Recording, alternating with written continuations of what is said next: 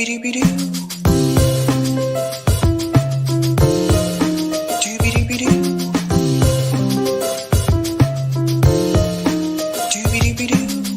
host, Sabrina Salvati.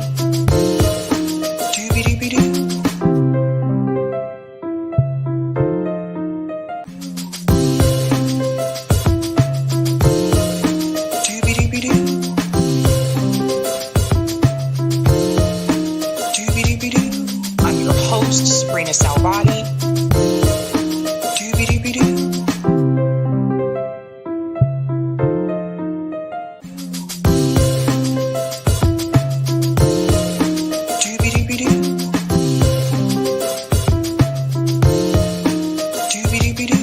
I'm your host, Sabrina Salvati.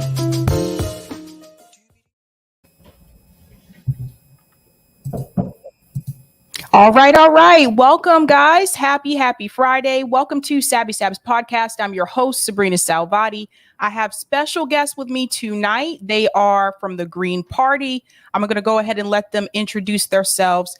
And if you could also introduce the position that you are running for as well. So I'm going to unmute you, Christina, because I think I muted you here. Can you hear me? Yep. Hello, everybody. My name is Christina DeGiulio. I do have a nickname of PK, hence the quotes in there, and that's in my activism world who people knew me by. I am running for governor of Pennsylvania under the Green Party. Thank you for having me. Thanks so much for coming on, Christina. And Liana? Yes, thank you for having me, Sabby. My name is Liana West, and I am running for governor of Arizona. And I am running as an endorsed candidate of the Arizona Green Party. Thank you. Awesome. So one of the questions that I ask everybody that comes on this third party or independent candidate is, why did you decide to run, particularly with you, why did you decide to run as a Green? And what does it look like for your area? For example, are more people independents, Democrats, or Republicans? So I'll just go to Christina. Yes.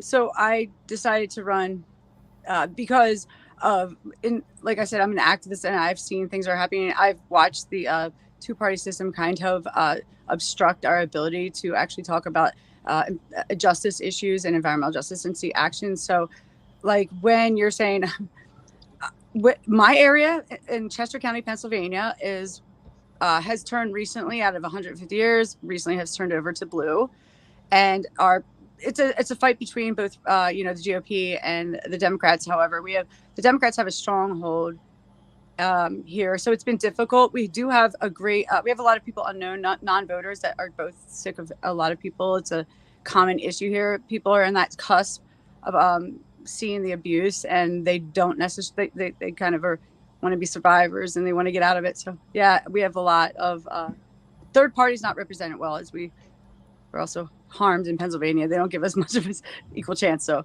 yeah, that's what I have, if that helps. Awesome. Liana? Yeah, thank you for asking that question. The unique position that Green voters or third party or independent voters in Arizona have at this point in time, independent voters represent more than a third of the total voting bloc in Arizona. And so what that demonstrates is that voters are unhappy with the status quo, and voters want a choice. They desperately want a choice. And that is the reason that I'm running. I'm running as that choice, specifically with the Green Party, because I believe in the 10 key values of the Green Party. I very much appreciate and follow the eco-socialist platform that is with the Green Party. The Green Party, as you know, did draft the original Green New Deal, and we absolutely appreciate everyone giving the Green Party notice when as far as a lot of other politicians talk about the Green New Deal. We really appreciate when that happens. We would like to see the Green New Deal actually come to fruition. And that's what we're prepared to do. I apologize, I forgot the second part of your question, Sabby. Oh, what are voters like, particularly in your area? Are they mostly independents, Republican, or Democrat? Well, Arizona has typically been a red state. And we also, in the transition to more Democrats, we, from the state of Arizona, our senator is Kristen Sinema. And so that individual has put up a lot of obstacles to progressive policies. And so there's a really bad reputation for the Democrats in Arizona right now because of that. Mark Kelly has done somewhat of a good job. Unfortunately, he did vote to continue the war. So what we have in Arizona is the corporate class actually owns both the GOP and the Democrats here in Arizona. So that is what I'm facing. Well said. Delilah, I want to give you a chance to introduce yourself and the position that you're running for. Hey, Sabby. Thanks so much for having me. Yes, my name's Delilah Barrios. I am running for governor of Texas on the Green Party ticket. And yeah, I've been on before, so I don't know if people are familiar with me or not. But, I'm down here. There's a lot of racists and bigots and barbecue in Texas. And so, and I'm just like a brown woman just here to challenge everyone all the time. And so this is what I'm doing. Yeah, early voting starts next week in Texas, so it's crazy. But yeah, that's what I'm doing. How are you? Yeah, and Delilah, I also asked them this question, but I want to ask you too, since you live in Texas and a lot of people say that Texas is a red state. Would you say that in your area, voters are more likely to be independent, Democrat, or Republican? Oh, absolutely. Yeah. So most voters in this state identify as independent or third party. So, a lot of the polls are of a demographic. You're a Republican demographic, you're a Democratic demographic. And that's what they lead on is like, how would you be likely to vote? And those are really the ones who get I won't say petitioned, but they're the ones who get asked to do the polls more than the early polls, because they're paid for by the incumbent and the other big ticket running against them, and so it's really biased when you see the polls about likely voters, because they're usually asking people who identify one way or the other, and so that doesn't really represent a large populace. Like our state is very diverse, and there's a lot of energy all over regarding what people are concerned with. So, but that doesn't automatically mean one ticket color or another. So most people are independent, from my experiences and from what I'm reading and And this is a perspective that, for those of you watching, this is a perspective that you typically would not hear on mainstream media about a state like Texas. All three of you are gubernatorial candidates, and your states are particularly interesting because I have noticed the Democrat and Republican candidates that are running for governor of your state are not good candidates. None of them. And Christina, I want to start with you because you're coming from land of Fetterman and Oz, and I don't think either one of them are good candidates. But I want to hear from you. What are some of the concerns that you have about those two in particular? Thank you for saying that. I want to, if it's okay, I would like to say that we have Fetterman and Oz. We also have Mastriano, who's a fascist, saying it out loud. Thank you. And he is. And also Shapiro, who is our current attorney general. I have been working with him. I think that we've found in research that the Democrats literally set us up with these crazy candidates. And I don't know how to explain it to people, but like when you see that the Democrats actually funded getting them on the ballot, it's like, why would you do that? Then you put up this like superstar candidate that everybody is so enamored by and saying we're the like progressive, when in actuality they're not. They're more conservative. which is with Democrats. So what are the issues that I see with that? Oz doesn't live here, but 5 minutes maybe in Pennsylvania. He's from Jersey. He is a interesting doctor who can't even speak to the harms of fracking and health impacts of fracking as a doctor, has no clue about it. So I do not feel comfortable with somebody like him. Fetterman is a person who literally walked, and I toured him on the Mariner East project. I toured him, and he promised us that we'd help us and use his position to like speak about public corruption, and we've heard nothing about that. So yeah, we're stuck with a bunch of interesting candidates, as well as an attorney general who looks like this superstar who is trying to help people in justice areas by like going after fracking companies under environmental crimes, which only gives them a fine, a slap on the wrist, and then still permitting them to harm these communities to set up, the next layer of this petrochemical, or I call it state sanctioned violence. Mhm. Not talking about how people are harmed, the trauma in it, the psychological impacts in it, not evaluating that. So that's what I have to say about the candidates. I love everything. I hate being the first person. You guys definitely, when you introduce yourself, I like how we catapult. I didn't say the greatest things in the beginning, but y'all hit it on the head. We're standing out here trying to call out something, but do it in a good way. Like walk in love. Like we're all in an oppressive state. We have to start saying we are all in an oppressive state, and there are reparations to be made and has like about people. So we can't just sit here and look at it equally and look at it more equitably. And yet we have to start admitting to ourselves that we're in this state. It start from there. And that's where I think we're having a problem, why people keep going back and voting for candidates that have harmed them. They're going to do that again here with Fetterman. So Leanna, Arizona, I believe Lake is one of the candidates, and Yes. Tulsi Gabbard has just endorsed her, actually. Yes, that is true. So Carrie Lake is running for the GOP. She's a Republican. She also is Trump endorsed, and she openly says that the election was stolen, that Trump should now be the president of the United States. So that's where she's coming from, or that's where her campaign is coming from. She has made such a spectacle in Arizona that 2 debates, as far as I know, 2 debates have been canceled because they really could not guarantee that she was going to behave herself. And as far as the Democrat candidate, Katie Hobbs, she has openly stated that she refuses to debate Carrie Lake, which I don't blame her.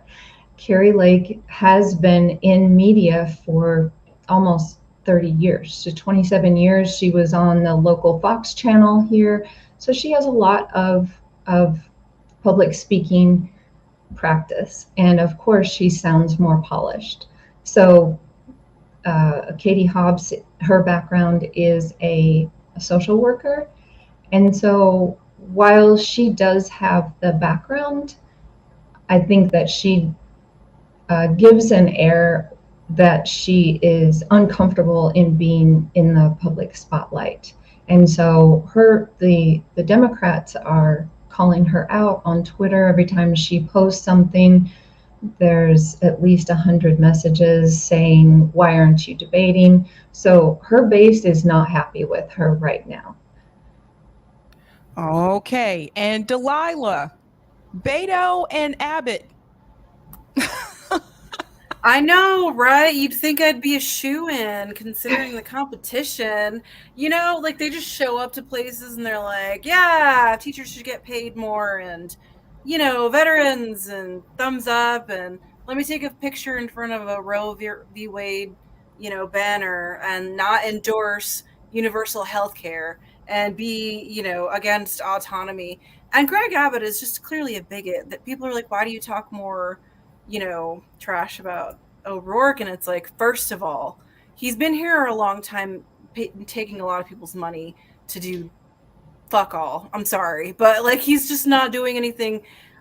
You know what I mean? He's like, I'm here to represent you, but he doesn't represent people's values, and he doesn't follow through with any of the things he says he's going to do, and he's very little politically to speak in on behalf of his ability to get things done. So, I mean, people are pretty fairly calling it out, and most people that I talk to are just like, I wasn't going to vote for either of them. I'm glad you're running, because Abbott, again, like, he's had this history, and he's in the news. Texas is in the news all the time. Mhm. All the time. SB 8 passed last year. I've been like ripping my hair out, as like a healthcare worker, and like seeing firsthand how damaging these laws are to women's health. And, he's just a terrible person. And I could go on and on and on about what kind of a person Greg Abbott is, and he's proven himself to be. So yeah, this is the competition. I've got two millionaire centrists trying to say that they speak for a populace that is much more diverse than they are, much more working class, and honestly, more real than they could ever try to be. These people have millions of dollars. They're being coached on what to say and how to say it, and what things to inflect their voice on, and what issues. Like, I called it early. I was like, I'm running for governor on the Green Party ticket. It's happening. I'm doing it. I'm jumping through all the hoops. I'm filing, like, it's hard. They make it hard on purpose for third parties to do anything successful down here. So we've been doing all of that stuff, and it's like every time I bring up something, just give it a couple of months, and then he's going to be talking about it on. And it's like, I know you guys are paying attention to what we're talking about, because you're trying to pander to people that look like me and are like me, and it's not going to work, because they're fed up with all of this. You know what I mean? Like, we're probably going to have low turnout. That's what it's looking to be, but we don't know for a fact that we are or we aren't. I've got a lot of friends in the medical field who are just like, I wouldn't vote for anybody else. I mean, like, I know you're a dedicated worker. You're a person of ethics and morals, and we don't have to agree on everything politically. I know you as an individual care about other people, and that is more important than what fancy ad you have or how much money you pulled this cycle. Right. That speaks more than all of the paid propaganda. So, yeah, I don't have much good things to say about either of them, and neither do most Texans. So in reference to the Green Party, I mean, you already mentioned, how difficult, or the way that third party candidates are treated.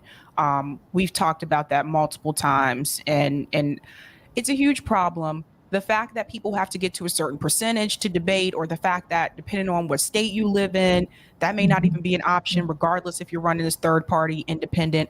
We've also seen what has happened to people like Matthew Ho, who luckily he was able to beat like one of his lawsuits, but how they were just actually removing people's signatures that he had to collect as a third party candidate. For people who are not aware how that works, he had to collect a certain number of signatures.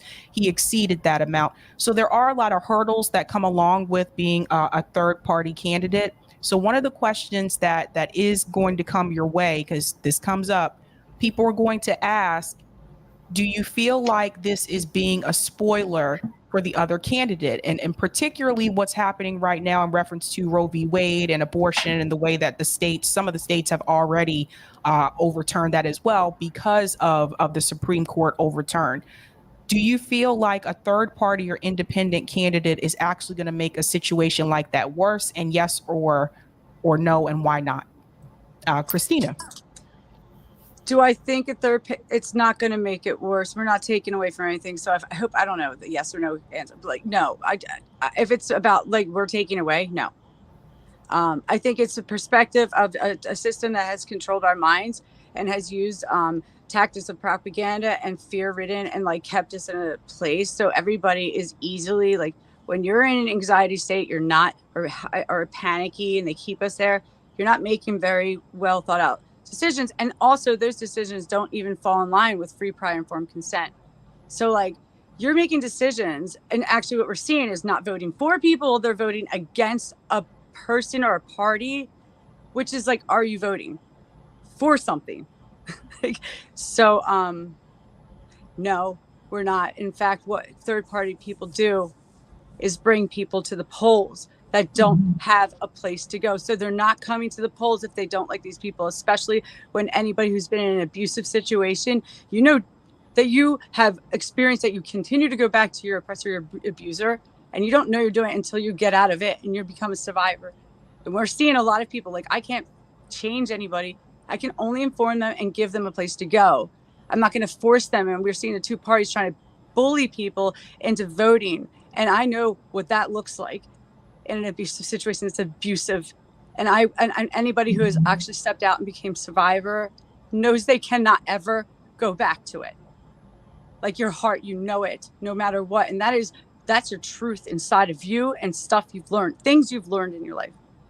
And I will never, ever tell a person that they don't have the right to vote for the candidate, especially when the two candidates who have harmed them are the only choices they feel like they have. We have got a duty to be a place, a safe place, whatever they try to do to attack me, I've got this. Like, I got this, we got this, because you know what? Go ahead, show me the data. You're not looking at all the data. So that's my answer. Thank you. Leanna and Delilah, how do you feel about that? I'll go.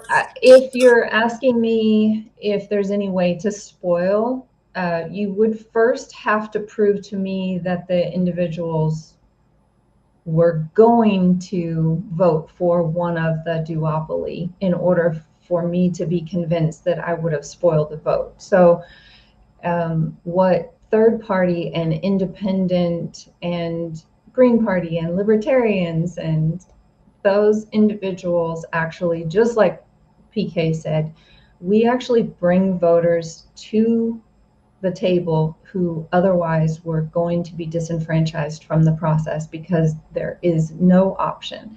And I would have to counter that question because it is a common question. So thank you for allowing us to answer this question. But my first answer to that is we should be able to vote for someone and the policies that their campaign that we believe in. And so I would have to ask, in the past, have your candidates or the party of your candidates been able to bring progressive policies that you are seeking? And if the answer to that is no, then absolutely Greens are not spoilers because we are bringing people to the table and we're giving a voice to individuals who have been disenfranchised from this process. Delilah? Yeah, I have heard that question a lot too, and it's pretty important to discuss it because the presumption is that these people would give their vote to either candidate that they're not partial to.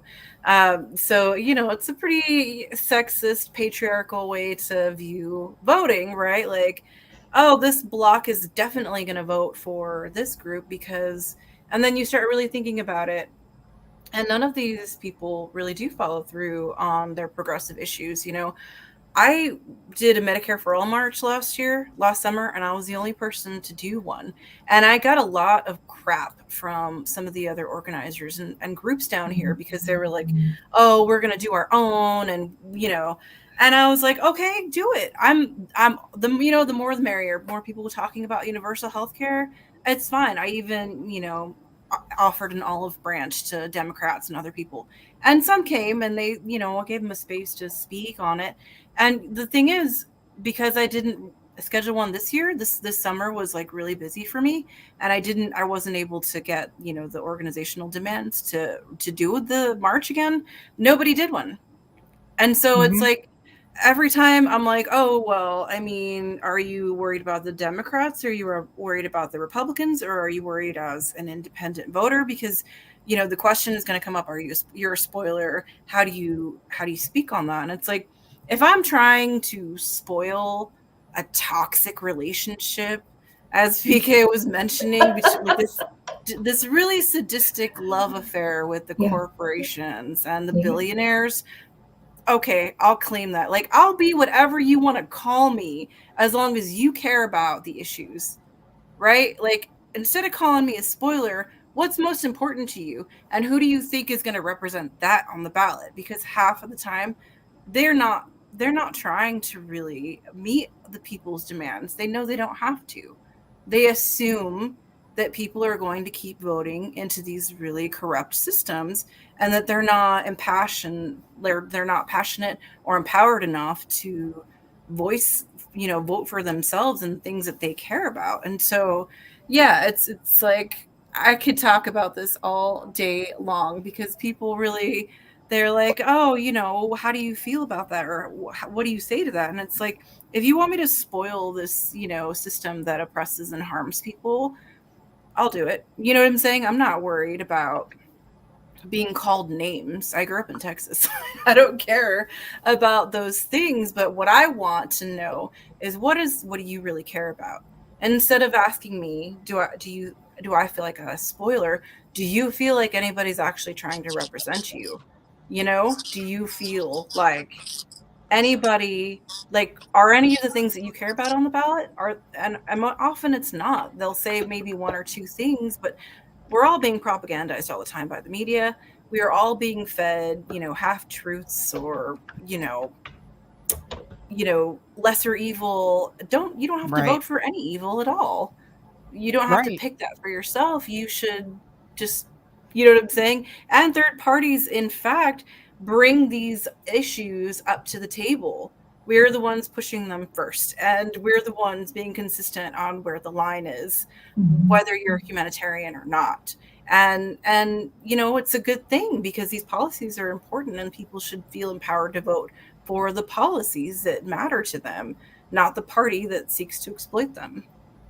That's a good point, Delilah. I know, Christina, you wanted to jump in here about movements.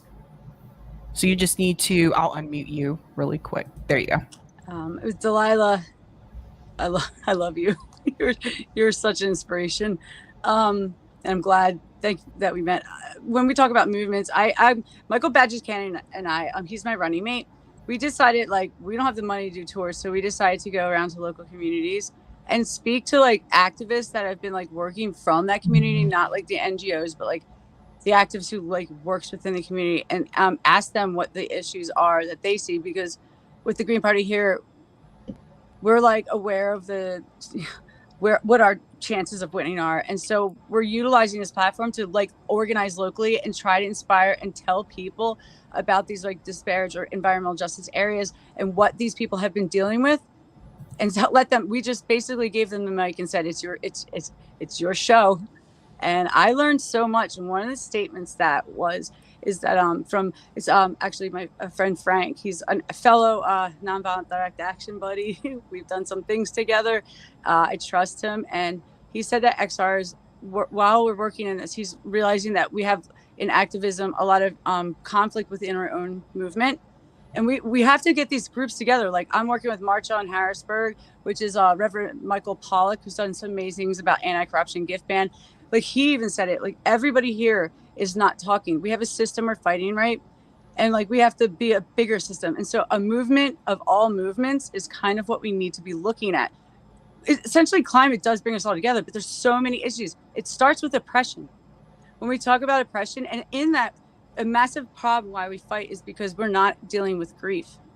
And they have grief circles that they're making a thing that people are coming in, like, until we get these communities strong foundationally to move and get up and, like, make it not look so trauma. We have to start healing and dealing with grief and hearing people's stories and where they are at. And so when, and also conflict revelation groups, not resolution, because it's too late at that point, but revelation and understanding. They are always throwing those, like, you see it in our running as Greens, how they try to throw stuff at us to cause divisiveness and get people to look at the negative versus looking at what we are doing. And we have to get away from that individually, foundationally, and have a very strong self-care and spiritual aspect, a foundational aspect, and hear and heal and repair the people within our movement and elevate voices, right? How are we doing that when we're getting attacked? It's taking away our energy. So he was just addressing that. We have to have a movement of all movements. It's really hard. All of you here, I agree, I'm assuming, have gone through and seen groups fighting within your own community. It's so hard to organize People have so much, and we're not addressing foundational aspects. Like, let's get there. Because if you build on top of a foundation that's faulty, the foundation is going to crumble eventually. And everything we do, band-aids and whatnot, is just kind of keeping breadcrumbs, it's just keeping us alive. And that's what we see in society. They're just keeping us like happy. Oh, here's some like college debt relief. Why are you not relinquishing all college debt? Right. You know, or so it's that idea of that. And so we as a movement have to address the things we see outside within it and create our own strong foundation. We become the stronger thing through that. So we have a foundational issue in our movement, I think, and that comes a lot with you know, our Black and brown, especially the indigenous, was where I came from. There has been so much harm, and they have been so strong in coming and going to our place, our movements. But what has happened prior to that? They have to see that a lot of us white privileged people weren't out there fighting for them, but here they are helping us. We have to see what that feels like. We're not supposed to help somebody. We're not supposed to like, how can we help you? It's our duty to understand how to help somebody by understanding what has gone on. So like people who are privileged, like you don't ask somebody who's already been traumatized, has to deal with this all the time. How do I help you? That's our job. And so the movement has to understand and educate people how to have that sensitivity. And grief is huge, because this is why we're letting go of something that we lost, something we knew, we were programmed, whatever it is, but that cuts through so many layers. So I just want to say that we did that tour and I didn't think anything our tech was terrible. We didn't get anything out of it, video, but the experience me and Michael had alone with these individuals, I am so happy for running. That's what I get to learn from this. So what do I go from there? I'm changing. I'm like, let's get our foundation together. I don't know. I'm so proud of both of you, by the way. And thank you for having us on here. Just giving us a voice is amazing. And I talk a lot, so these two know. I get like emotional because I don't know how I got here, but finding people like you like really answers why. So I appreciate it. Thank you. I'm grateful. Thanks for giving me the space. Sorry. This kind of leads into something too. And I know, Liana, you wanted to talk about the policies. Now, when we talk about these progressive policies, so to speak, which I believe a lot of these progressive policies have been watered down once they've been brought into the Democratic Party. One of the things that I've been telling people is that if you want to vote for someone who's progressive, that there are also progressives that are running in the Green Party. And if you would look at the platform that the Green Party has, the Green Party platform is actually more progressive than the Justice Democrat platform, which a lot of us came from that. So just to give you guys an idea, a lot of us came from that Bernie Sanders, Justice Democrats like movement. And so I want to get your take on this, Leanna, in reference to the policies. Do you feel like some of these policies, like the Green New Deal, for example, because that came from the Green Party, do you feel like they have been watered down when they're taken in through the hands of a progressive going into the Democratic Party? Thank you for the question, first of all. And that is a difficult answer to say yes or no. So what I saw was the Sunrise Movement picked up the Green New Deal, and they used that to get certain progressive Democrats into Congress, into the Senate, which was great. However, you referenced the watering down part of it. I don't think they actually had a plan. I think they had a catchphrase, and I think they had some ideas around it, but I don't think that they actually had a plan. So that's why every time AOC would talk about the Green New Deal, she would consistently say, and we're going to create a plan.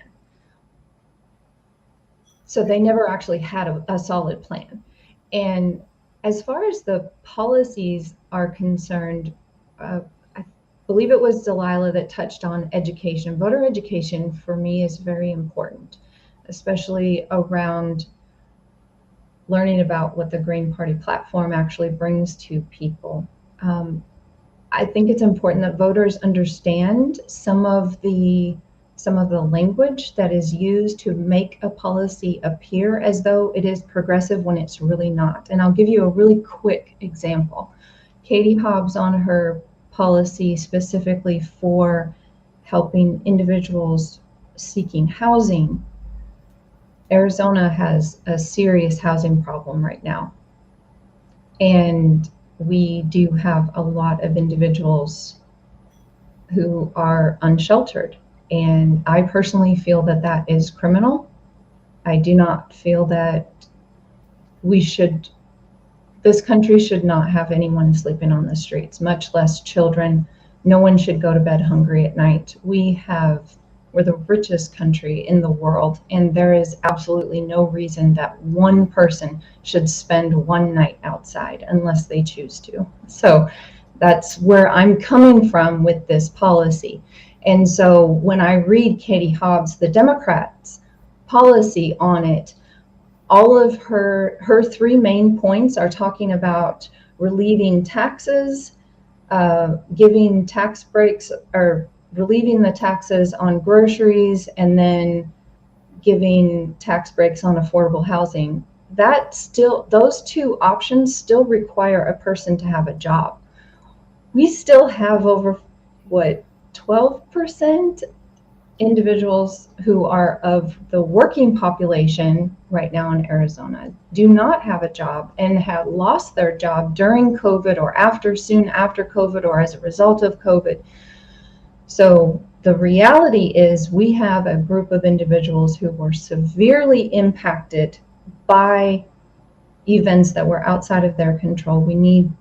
I personally feel that is the governor's responsibility, the state's responsibility to help its citizens, its residents, to first of all get just to an equal playing field with everyone else. So when we're talking about policies, my policies include everyone, not just the people who still have a job after COVID. We're talking about everyone in Arizona.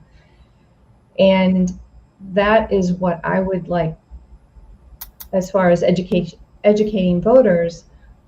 When you read the policies, the different policies between the Democrats and the Republicans, read who the policies are addressing. Are they addressing you in your specific situation? Are you out of work? Are you working two jobs? Are you between houses? Are you renting? Would you rather own a house? Those are the policies that are important to you. And you should be able to pick a candidate who represents your needs. So one thing I do want to bring up, because we have to talk about the pros and we have to talk about the cons. And in reference to the Green Party, there was an issue with mandates. And I have to be careful how I talk about this on YouTube, but it is what it is. Yeah. There was an issue with the Green Party being pro mandate. And that has rubbed some people the wrong way. And I don't know if each of you also agree with that or not, but I want to hear your take on that, because I have to tell you, like, even for me, because I did notice that the Black Green Party, I believe this is a caucus in the Green Party, was actually against that. So now you have like this party, and then there's this split over this issue. So it's really important, I think, that's something that each of you, like, on your campaign should address. I saw Delilah raising your hand. Go ahead. Well, okay, so just to touch back on what you asked previously, do you feel like these policies are getting watered down? Yes, they are absolutely getting watered down. Our climate goals are effectively, like, from the progressives' climate denial. If you're looking at the Democrats' platform, it's not enough. Everybody should have just acknowledged that it's not enough. These movements get co-opted. That's why I support the Red Deal, because it includes land back. It includes, making sure that Indigenous people are made the stewards of the land, and it really just kind of incorporates like all of our, like, the police state occupation, all of the things. And so that's why early on I was really supportive of that, and that's really something that's important to me. And honestly, a lot of this is greenwashing, right? So, like, Elon Musk lives in my state. Yeah. He resides in the town that I was born. I heard he paid to get a mural of himself put up, which, so of course a billionaire would do that. And he's like, electric vehicles is the wave of the future. We're going to solve the climate crisis with electric vehicles. When, first of all, that is stupid because what do you have to do to make these batteries? You have to mine lithium. We already exploit. And the reason I'm bringing this up is because if your policies and the things that you are supporting, either through your vote, consent, support through media, financial ties, whatever, happen to be the same that exploits the global south and most of the population that is living in this country, then you are effectively not on the side of progress. You are against it. So, I and I get really frustrated talking about these billionaires because they, a lot of the media, even on the left, is like fanboying over, these rich people. They're idolizing these people, and they're so far removed from the struggles of regular working class people. It's like, why are you holding water for these people? So as far as the mandate goes, I myself, as a healthcare worker, people that I worked with, and I endorsed that statement from the Black Caucus as well. I was like, I'm on your side here because, you go from these marginalized communities knowing that women are more likely to be exploited than anybody else. You have forced hysterectomies of people in ICE detention. We have missing, murdered Indigenous women all over the country. All of these colonial and capitalistic occupations and processes that we are all forced to live under are harming us and our communities. So when the vaccine came out, and you have to consider the timing. We had already been through a year of COVID. I'm sorry, Delilah. We got to call it jab on here. Sorry.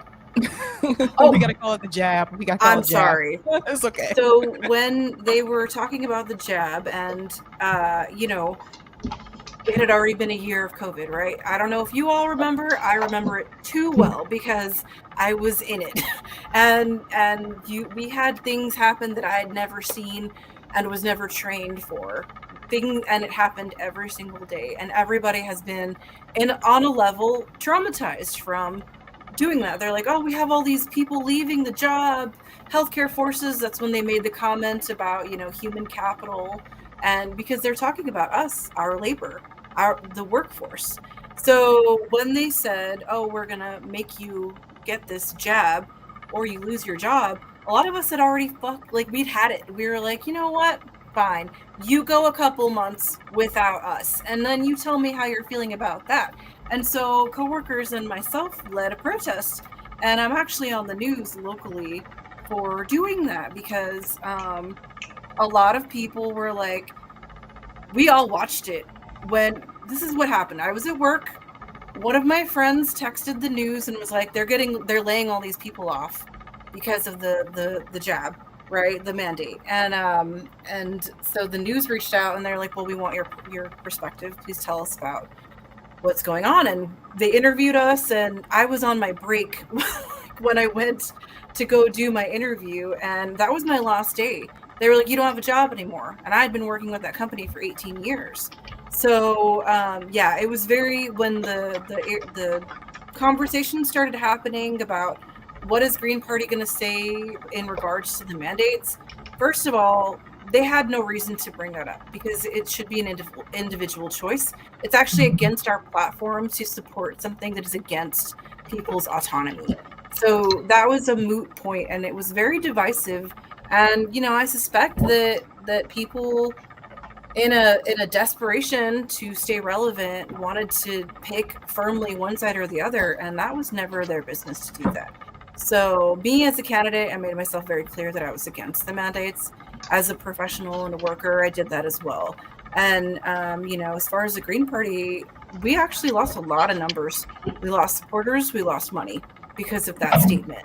That really wasn't reflective of marginalized communities and people of color, such as myself, or hard workers. So that's just that is a thing that I can speak on because I was very involved.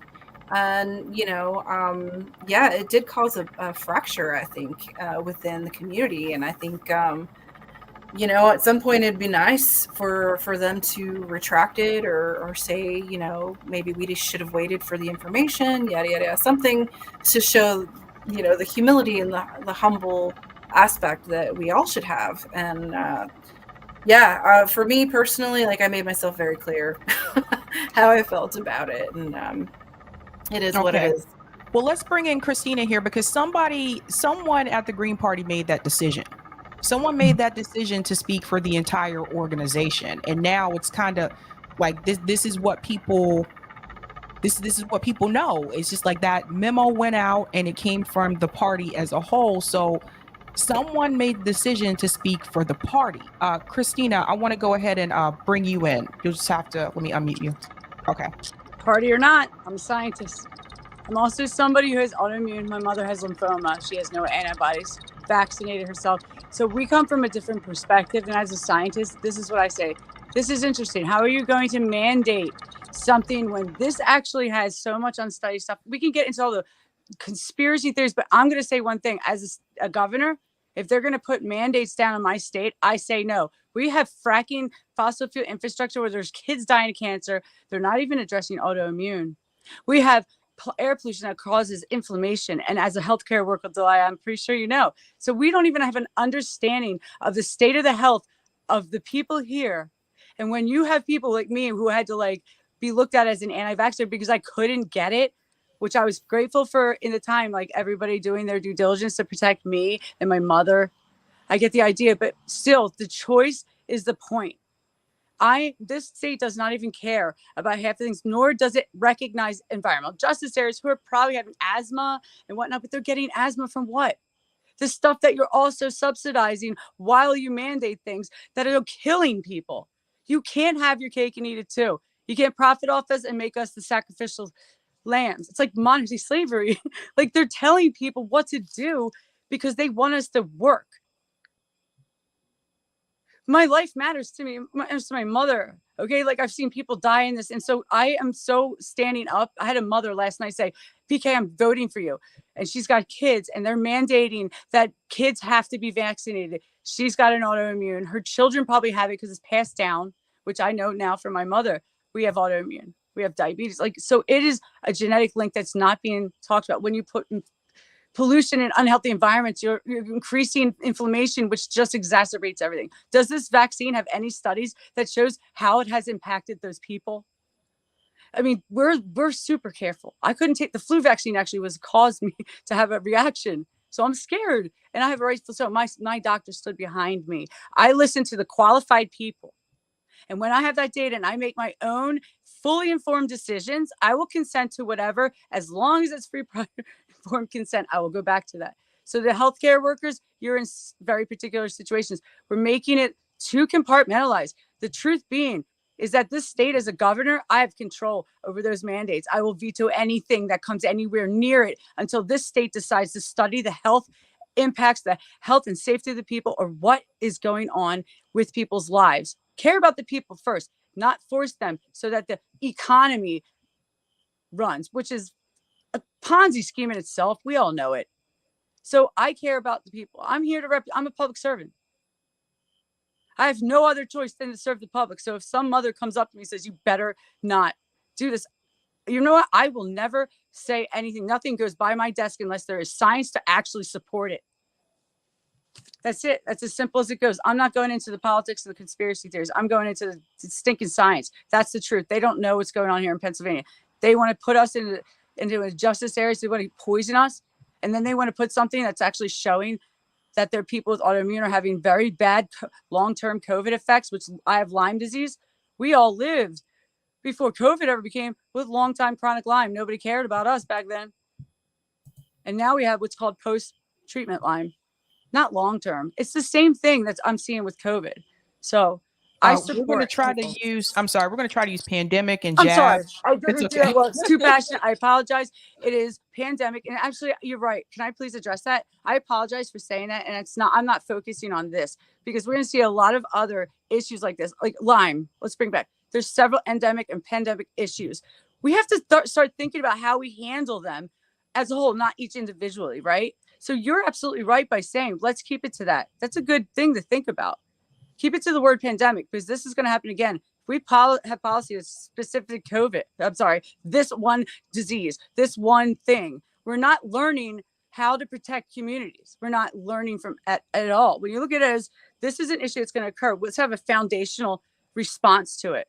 Like, a scientific and as well, definitely like talking about the, the ancestral and, by the way, generational damage that has been done, because we all know that genetically people are getting weakened when they have children. It can actually impact them. We have to talk about this. You can't just throw something into people without that aspect being addressed. So Okay. yes, thank you for correction. Okay, let's bring in Liana. I think I had muted you because I think I heard a noise in the background, but I think it's gone now. What is your take on this, on the statement that the Green Party made, and how do you feel about that? How I feel about it, it was very unfortunate that the statement went out, because mandating individuals to either take a medication or wear a piece of clothing in order to participate in our society is not the type of society that I want to live in, nor do I want to push people to live in a society where they feel obligated to live or act a certain way. And so the reason why I say that it was unfortunate is, my personal opinion is that the individuals on the steering committee who put the statement out did not think about the long-term effects, not only of making the statement, but also how difficult it would be in the future for those of us who are running as candidates to be able to answer for this. My personal opinion is that the Green Party does not, as a whole, support mandates, whether that be mask mandates or jab mandates. So that's why I say that it's unfortunate that that statement went out, because I do believe the majority of Greens are against mandates. Do you agree with mandates? No, I do not. I do not think that even the passport. So I did say that I would answer the question very quickly, but I do want to point out that we are talking about a period of time where those of us who worked in the public space, I worked in a kitchen, in a vegan kitchen. I was a cook, and in order to be in public spaces, we were also scared of catching the illness and dying, or catching it and taking it home and giving it to someone who we either were close to, or someone who was a relative that had either were also sick, or they had autoimmune disease. And those individuals, with the different information that was coming out from the CDC, and am I allowed to say from Fauci, because that's where this all started from, was the information going out to the American public was not the truth, and people caught on to that right away. And so there were many people who were scared. There were many people who wanted to be able to stay at home and allow the pandemic to run a 6-week course. Unfortunately, those of us who had to work, who could not just stop working and hope that our $400 in the bank would last for 2 months, we had to place ourselves in a situation where we were in danger and the health of our loved ones were in danger. So I want everyone to remember that the individuals who wrote the statement from the Green Party were also part of that group of individuals who were simply scared of their life and scared for the life of the ones that they loved. So when we are put in a position where we are struggling to figure out what the truth is, yes, of course, some individuals are going to err on the side of super caution so that they can maximize the amount of people that they feel that they can help. And I think that's the reason why the statement was made. But do you personally support it? And I'm asking because Delilah and Christina publicly, they've said they don't support that. Do you support it? I do not. Did you before? No. Okay. Are you, and you're sure about that? And I'm asking because I have information that says otherwise. Okay. At one point or another, were you in favor of that? Of mandates? Yes. No, absolutely not. Okay, so this is a problem. And like I said, 110%. I'm 100% for third parties and independent candidates. I've seen this happen already before. I've seen it happen with MPP, and then we have the Green Party, and this particular issue is a hot button for people, this mandate issue. The other particular issue with the Green Party is also what happened in 2020 with Jesse Ventura and Howie Hawkins. And I've talked about this on the show multiple times. Different people have come on offering different opinions. And one person says this is what happened. One person says something else happened. And so it seems like to me, I'm seeing some of the same issues that I did see with MPP, which is the sense that I'm getting different messages from different people that are part of the same party. Fair enough. Definitely, if I have not made an official statement on my website for that, that is definitely my own oversight. And I will fix that with my campaign in a few days. And as far as anything that I may have said on social media before I became a candidate, I really don't think that there's anything out there that indicates that I would have supported a mandate had I been in a position to make that decision. So this is part of the process, and I appreciate you challenging me because we're not, as far as the perfect candidate, the only way to make a political campaign work for the individuals that you are representing, that requires me or any candidate to reach out to the individuals that you choose to represent and negotiate that, of course. So I do appreciate you challenging me on this, and it definitely is an oversight that I have not made it clear where I stand on mandates. But I have never supported mandates. I would never force anyone. In fact, there was an incident in Tucson, which is here in Arizona. The city of Tucson took a stand to force individuals who worked for the city. And it was the October, I believe, in 2021, where they were set to fire about 30 individuals who worked for either the state or the city. And that was, there were a lot of people who were protesting that. There were individuals I don't live in Tucson, but there were individuals who were in the Green Party that live in Tucson, went to that protest. So that's the only thing that I can tell you as far as I definitely am opposed to mandates, whether that be masks or medications, vaccines. Okay, Sorry. a quick question for the panel as well. Kirsten Sinema, and I just have to, and Leon, this is your state as well. Kirsten Sinema, Here's someone who originally was a part of the Green Party.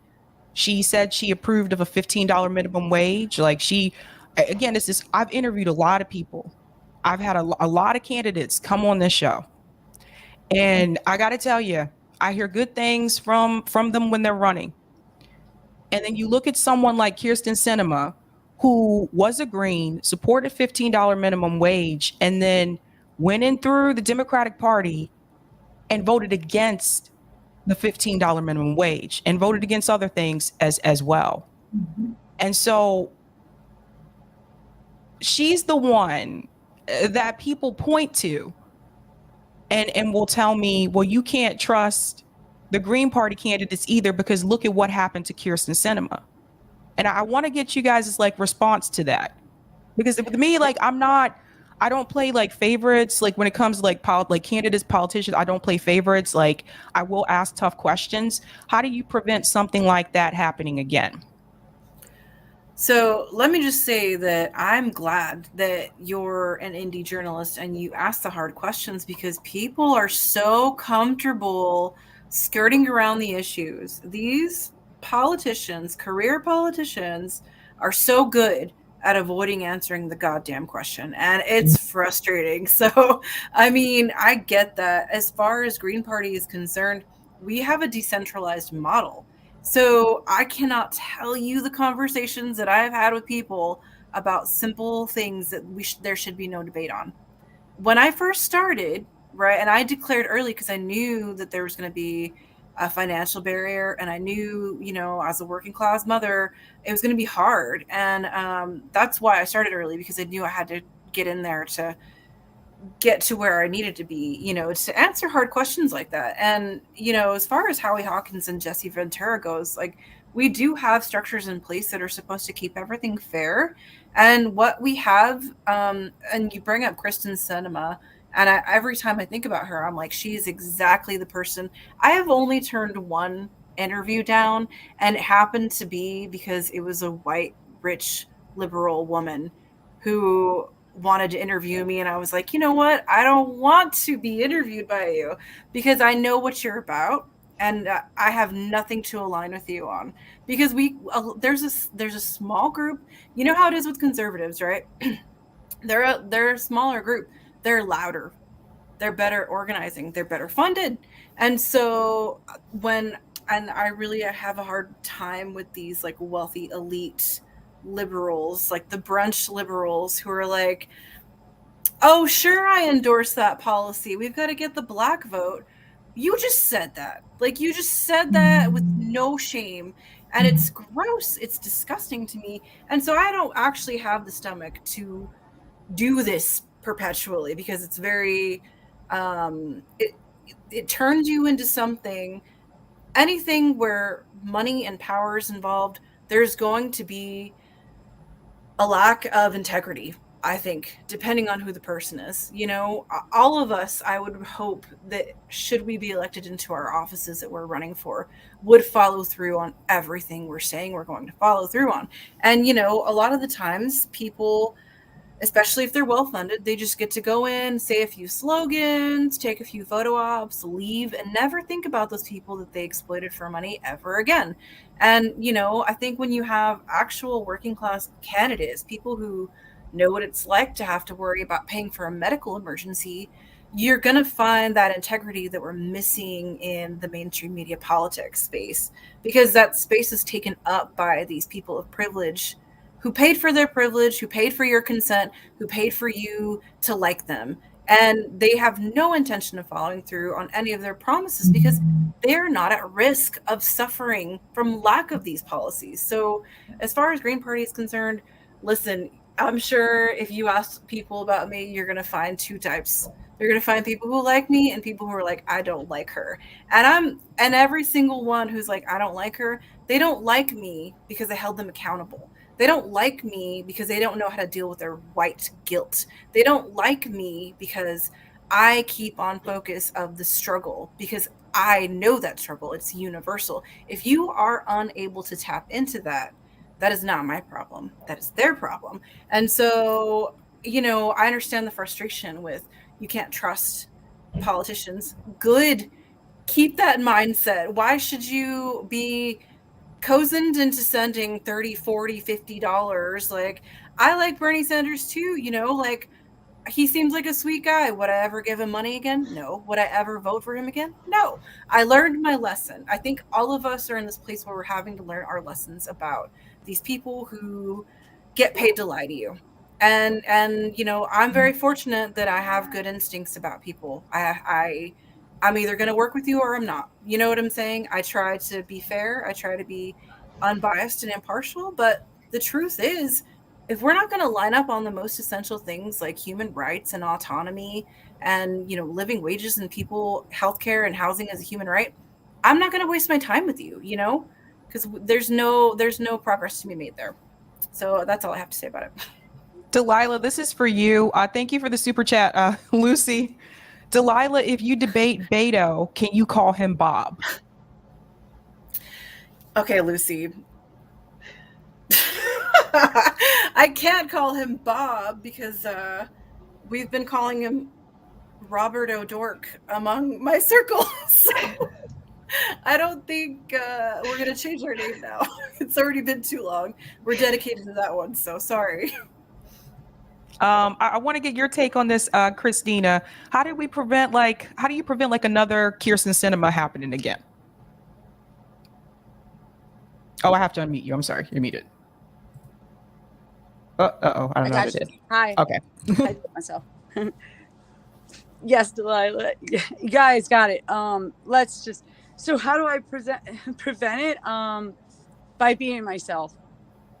Like, I realize I can't change this system, and so like I realize you guys are talking all this Green Party backlash, and I walked in here, literally they were just like, hey, I was an independent. They're like, hey, will you just like run for governor? Because I was messing around out here doing things, and I was like, at this point where I'm like, you know what, I want to do the governor thing, because you know what, I know what I can do if I had power, and I've seen what I've not been able to do. I would love a third party candidate be in charge of my state, who is literally like two children fighting the two-party system. I would like to see what happens when you have an independent. It has no bounds to that, and how I could protect and walk across party lines to the women senators, the people who are putting themselves out there, but are in the patriarchy, getting harassed by their parties and stopping them from doing anything, threatening schools in their communities because they stick up for somebody who's getting killed by cancer from fracking.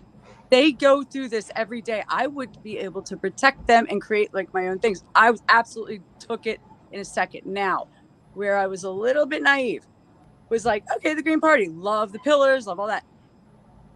Learned about some of the stuff I keep getting that I didn't know. Naivety is great, because you know what I'm going to do? I walk like in this innocent way as much as I can. I'm an adult, obviously, but I'm kind of like, cool, like I could do this. Like, and then I'm like, Howie Hawkins actually, I'm just like you said, did you say this? You were asking Leanna about what she said, and I'm like, oh, you made me think. I'm like, I was like stupid and nervous too in the past, but then it struck me differently. The whole the pandemic and the jab. Got it. And so like it hit me differently, and I was like, what did I was nervous about getting into it, listening to people. Here's the difference in Pennsylvania. We have minor party status here, and so I get to be my own candidate. And the Green Party endorsed me. I don't have to run on their platform. So guess what I didn't have to do? Agree with that platform. The statement that U.S. Green said, I stayed away from vaccines like the plague here because of what's going on, and because I was still trying to figure out what I needed to say as a candidate. And I'm going to go right to what I said again and again. Show me the data. I'm going to advocate as a scientist. That's what I bring to this table. Like, I'm not letting people be harmed, their health or anywhere. So, you know, how do we prevent another candidate like that? Yourself. Stop looking at it. Like, don't be afraid. Like, you're right. They can't harm me. I don't care. Bring it up to me. If I made a mistake, I love it because I learned from it.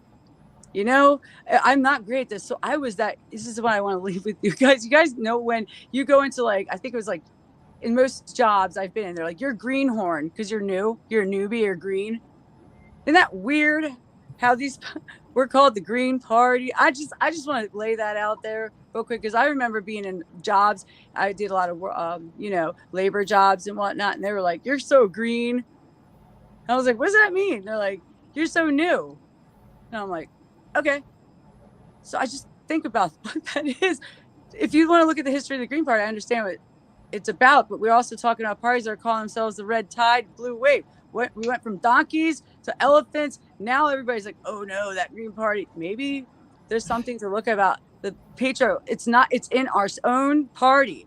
I was an independent, so we have a lot to do. I learned to call it out where it's at and be your own individual candidate. That's what this is about. This is a movement of getting people informed. We don't need to tell people to do. It's kind of boring. It takes a lot of effort. Okay? Go do your own research. We need to encourage that. And we have a duty to inform people. We want everybody to vote based upon empowering them is like having the full information. And then as adults, vote for who they want. I have no say. I love it after that. Listen, you don't agree with me, that's fine, but at least you're informed when you vote. What hurts is when you know people are voting uninformed and they're so far behind. They're so with it and you're watching, they're harming themselves. So I agree with Delilah. Like, I don't know what to do. Thank you for the super chat, Steve. Howie, are you effing serious? Give me a break. And thank you for the super chat as well, Steve. Greens had one chance to win. Jesse Ventura, F these people. That wasn't very nice, Steve. But you know what? Jesse had plenty of time to run and follow the process, and he didn't, okay? Jesse Ventura's cool. That's great. But again, we have to stop putting all this gravitas behind celebrities. Oh, they're garnering support. They've been on the news. Let's just throw all of our party's financial resources and support behind these people when they haven't been good community stewards. What did Jesse Ventura do for his community before he wanted to declare that he was running for president? I have not heard a single person say anything that he's done. And that's a problem that we have. We don't offer enough support for actual working class candidates. I'm tired of chasing celebrities. It's gross. You know, that whole little AOC stunt the other day with her dancing on the stage, she's disillusioned. She thinks she's special. We made her feel that way. Stop uplifting these people who don't get it. I'm tired of it. So, Steve, thanks for the money. Keep sending money to Sabby, but I'm going to call you out on your bullshit. I think he's probably asking that because I did interview Jesse on here. I know. I watched it. Yeah. It's there's two different sides of that story, but Jesse's response about that particular situation was different. I bet it was. You know, that's the whole perspective of being a man who people adore, and you know, your perspective is that you're special and you can do no wrong, and that's just really cute. But a lot of us are tired of it. You see all of these women candidates coming up, all these poor working class people, medical workers coming up, because we're tired of that. You should not get any more.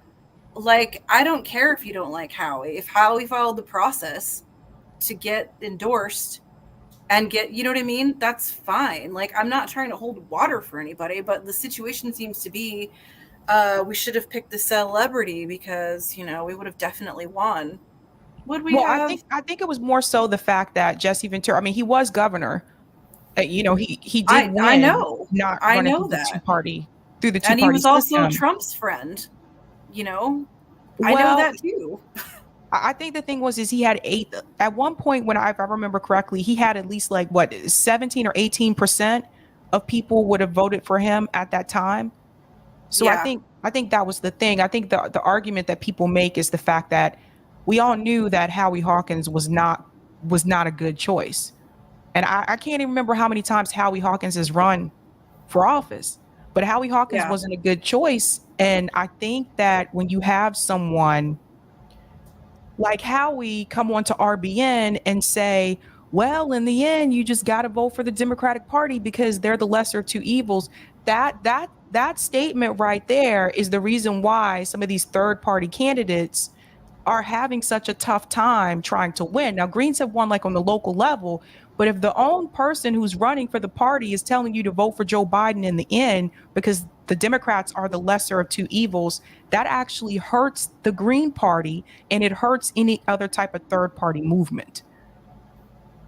Elephant in the room, Green Party shoots itself in the foot more times than I could count. I've been here for 2 years. You know why I joined? Because nobody was doing anything in my state. I was worried about the climate crisis. I was worried about all these things, and nobody was organizing here. That's why I got involved in the first place. So there's a huge void, in this space, and unfortunately, it gets filled up sometimes with people who don't really understand what's at stake. And I'm tired of Democrats being in this party saying, I mean, I heard even the Socialist Party was like, oh, we got to go knock on doors for Democrats. It's like, quit voting for any evil. Like, I met Howie. He's okay. I don't like his campaign manager. I'll say that publicly because I don't care. There's so many layers upon layers upon layers of crap to get through. You know what I'm saying? I have like 12 people that I've met from this party that I'm like, you're cool. I like you. Let's be friends. And the rest, I'm just like, where's your head at? I don't know how we're supposed to make progress if your head's over here. So, like, I'm not trying to defend what's happened in the past, but I am trying to say that if people want change, they're going to have to be the ones to speak up for themselves. They're going to have to be the ones that are like, we want a better candidate. You know what I'm saying? And we don't have enough of that. And I'd like to see more of it, honestly. Okay, I do want to round out with Liana, because you didn't get a chance to answer the question about preventing another cinema. Okay, so I actually just forgot that was actually the question, how to prevent another cinema. I'm not sure how I can answer that question, Sabby, because cinema ran on the Democratic ticket.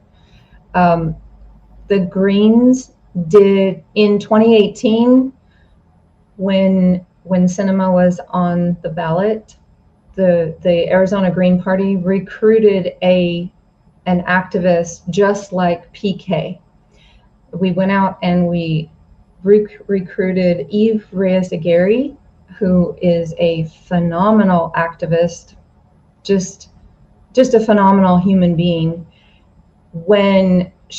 After she collected all her signatures and turned them in to the election office, there was a group of Democrats who went in and challenged the signatures, just like what happened with Matthew Ho just a few weeks ago. Mm-hmm. And Yvonne J, she didn't have enough money to fight them, and they actually they were going to sue her and her husband and try to take their house. That's what the charge is, that's what she was facing. And unfortunately, the Green Party does not have that type of money in order to fight those types of underhanded battles. And so we weren't able to, she pulled out, and there was another individual who stepped up and ran on the Green Party ballot line. And that person was harassed and threatened so many times that she ended up pulling out of the election 3 days before the actual election on 2018 because of the harassment that she was receiving from Sinema's office. And so when you ask me, how can I prevent another situation like that? I tell you, how can you stop the harassment for third parties? When do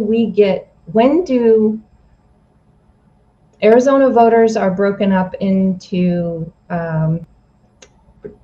Democrats, Republicans, and third parties. Third parties roughly take up about 33 to 34% of the voting bloc in Arizona. That is more than a third. We deserve a place at the table, and we deserve to be included in debates, and we deserve to be included on the ballot. And that is how we prevent corporate Democrats from getting into office and continuing to implement policies that hurt the working class. All right, well, guys, I realize I went over my time. I apologize, but thank you guys so much for joining. Again, guys, all Green Party candidates here, all gubernatorial races. We have Arizona, we have Texas, and we have Pennsylvania. So thank all of you so much for coming on. I hope it wasn't too mean, but I have to ask the tough questions. I have to ask Seriously, them, but thanks. you are not mean. You're great. No, We love no, you. no. Not what we do it. Thank Not you. what- no, ask the hard questions because Yes. you're helping us, right? You're helping prepare us. This isn't mean. Yeah. Don't look at that. Please be positive. You got this. You're doing great things too. Thank you. All Yeah. right, guys. Full Thank heart. you so much for tuning in. Thank you so much. Bye, Sabby. Lyle, yeah. Bye. Good luck, guys. Keep it up. Thanks.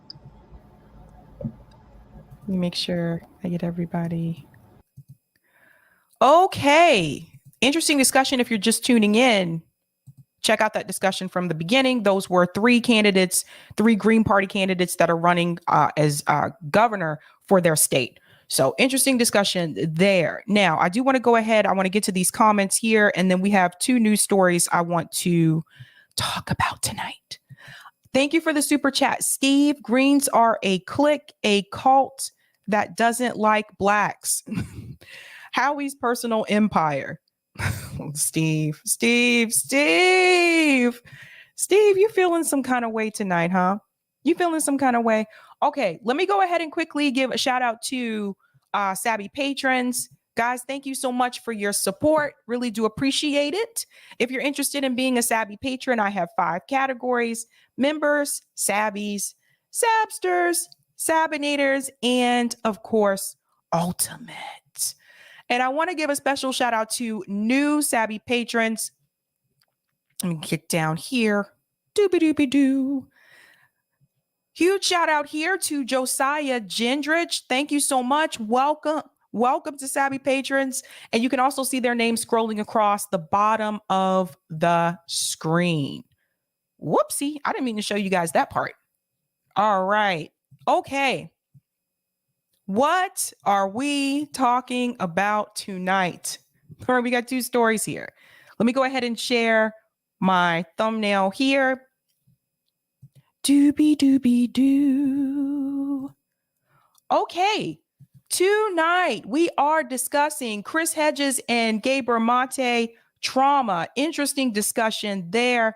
Can't wait to get into that one. And we're also going to discuss AOC and Ayanna Pressley were confronted. So AOC is confronted again, and Ayanna Pressley is confronted separately.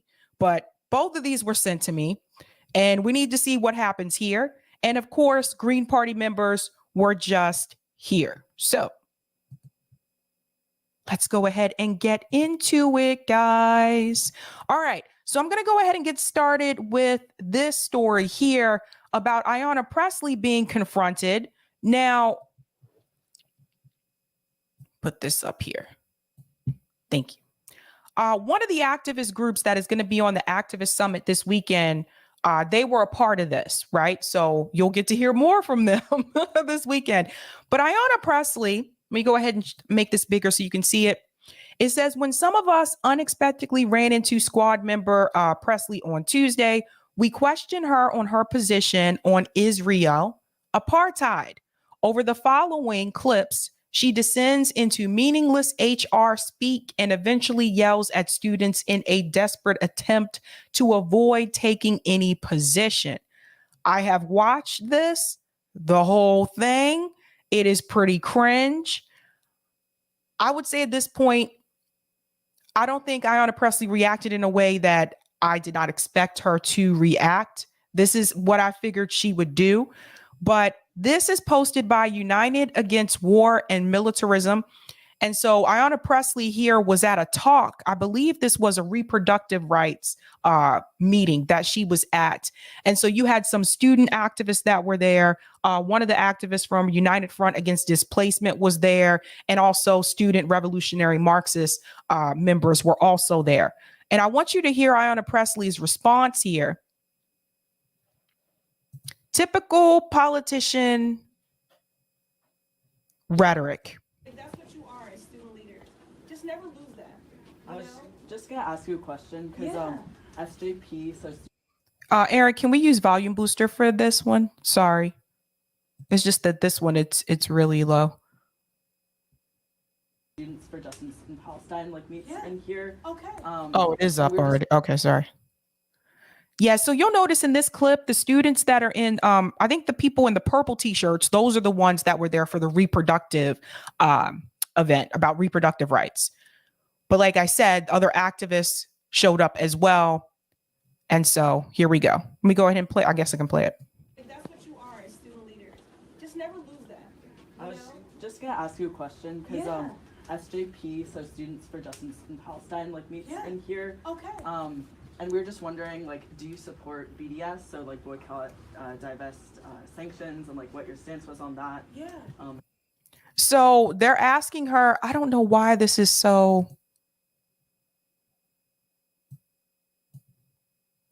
And you know, if you're willing to say that you support that, you know, I think it's pretty important. Yeah. Yeah. Well, first of all, how often do you all meet? I'd love to come and be a part. So yeah, they turned their camera sideways, so that's why it's like this. So sorry, guys. But no, AOC is not here. This is just Ayanna Pressley. And so the first question that they are asking her is, does she support BDS? So there's a series of clips. Let's just follow this. of a meeting. Can we do that? Yeah, well, so we meet Mondays Okay. here at 7:30. So I'm usually in Washington Monday through Friday, but when we are in legislative recess, I'm here, which is why I'm here this week.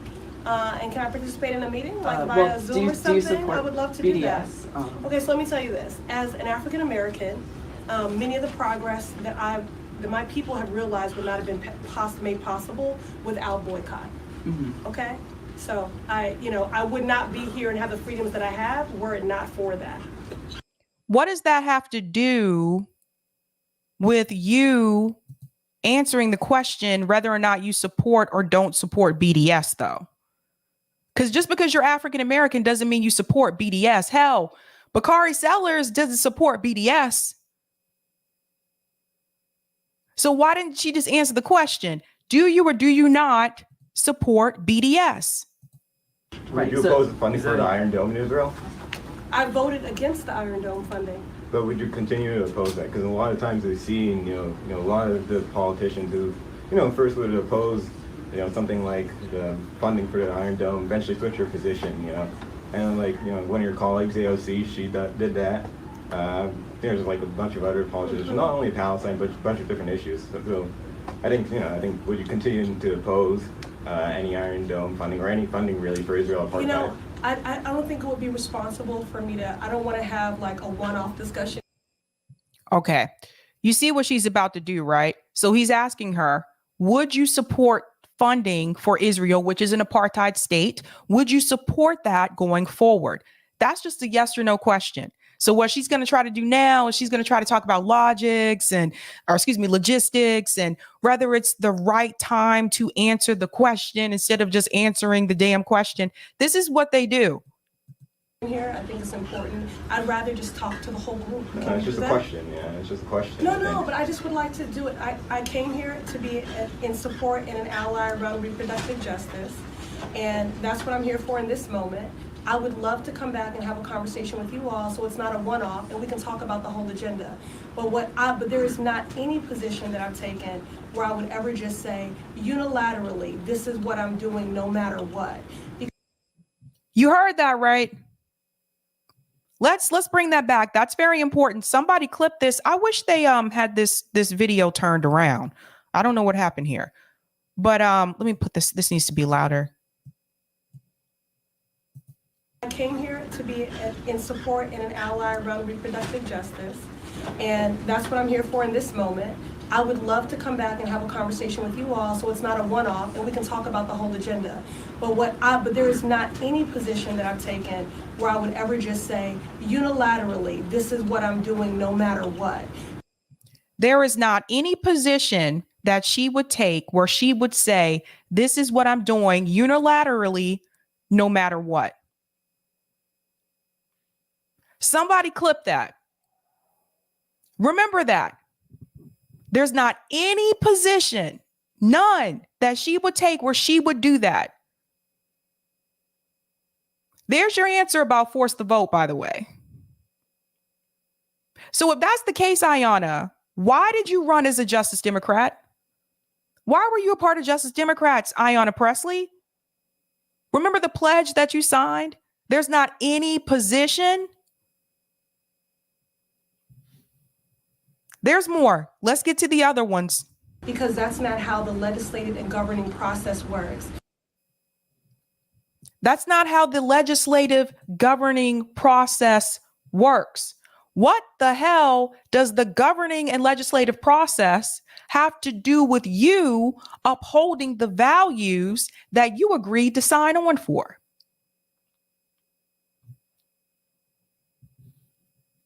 Let's go on. There's more. Like I said, it's not just that one clip. So I'm gonna pause this here and then we'll go ahead and start. Position on Iron Dome, I took that. Why is this so low? Let me, it's not you guys, it's the thing. Position on Iron Dome, I took that vote not because I don't support safety for Israelis and Palestinians. I took that vote because the night before Here we go. on Iron Dome, I took that vote not because I don't support safety for Israelis and Palestinians. I took that vote because the night before we would not pass an eviction moratorium and we were going to evict millions of people in the middle of a pandemic, which is why I slept on the steps of the Capitol, because I thought that an incredible hypocrisy that people were going to go home when people were about to be displaced. And then the next day, under the cloak of night, they asked us to vote for $14 billion to the Iron Dome without any debate or any process. And that is why I took that vote. Who asked you to do that? Pay close attention to this, guys. She said the reason why she took that vote for the Iron Dome funding is because she slept on the steps of the Capitol. There was no debate or discussion about it. She just told you there was no discussion about it, and they asked her to take the vote. So you see what the problem is? She letting you know that she was asked to take the vote, and they're going to do what they were told. And this just proves my point again, that the only time that they push back on legislation is when they have already gotten approval to do so. So you went ahead and voted for something, Ayanna Pressley, and you didn't even know what it was about, because she just told you there was no discussion, there was no debate. They just told her to go ahead and do the vote.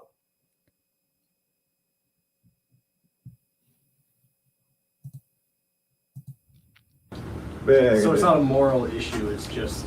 No, I've taken many positions, moral this issues. one, I've taken many issues and many positions, which is why actually, in large part of the positions that I've taken around the conflict, it's one of the reasons why I have to have support, because of the death threats that I received. So my record is clear, my commitment is clear, my solidarity has been clear, and I have jeopardized myself and my family in taking those positions and those stances. Did you hear that part? She just said, this is exactly the part that I really wanted to get to tonight. She just said that she has jeopardized herself and her family for taking the positions that she has taken. So remember that time when Nina Turner had that interview with Jordan Sheraton after she lost the second election? And she said some of the members were threatened. And Jordan was like, what kind of threat? She said, well, I can't really go into that, but some of them were threatened. So this goes to show you that Ayanna Pressley is telling you that her family has received threats. From who? Because this right here is a perfect example to point to as to why that Justice Democrat strategy doesn't work.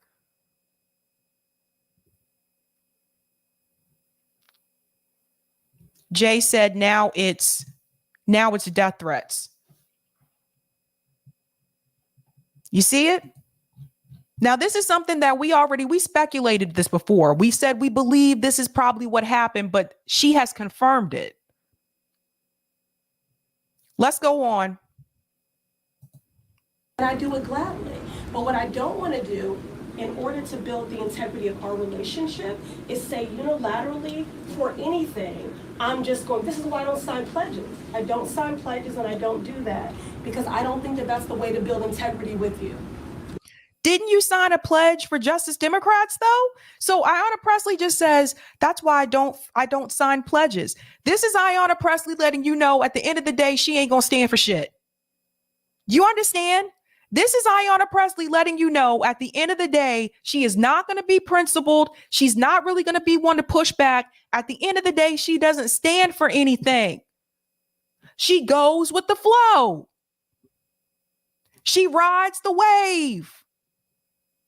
That's who she is. She told you so herself, not me.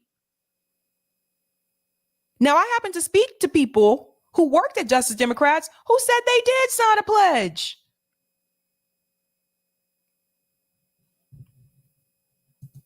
I just don't. You're saying literally in front of a sign that says "We stand with Gaza." You know, there's groups in this room, you know, who are very strongly opposed to Israeli apartheid. It's not a very complicated thing. There's like a conflict force that for years has killed millions of Palestinian people. No, it's not that hard to it's just take a that strong stand when against that.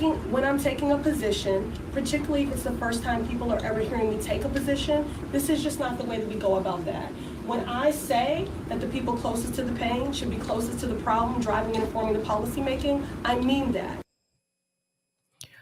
Okay. She said the people closest to the pain should be the driving force in policy making. But you guys aren't closest to the pain. That's the problem.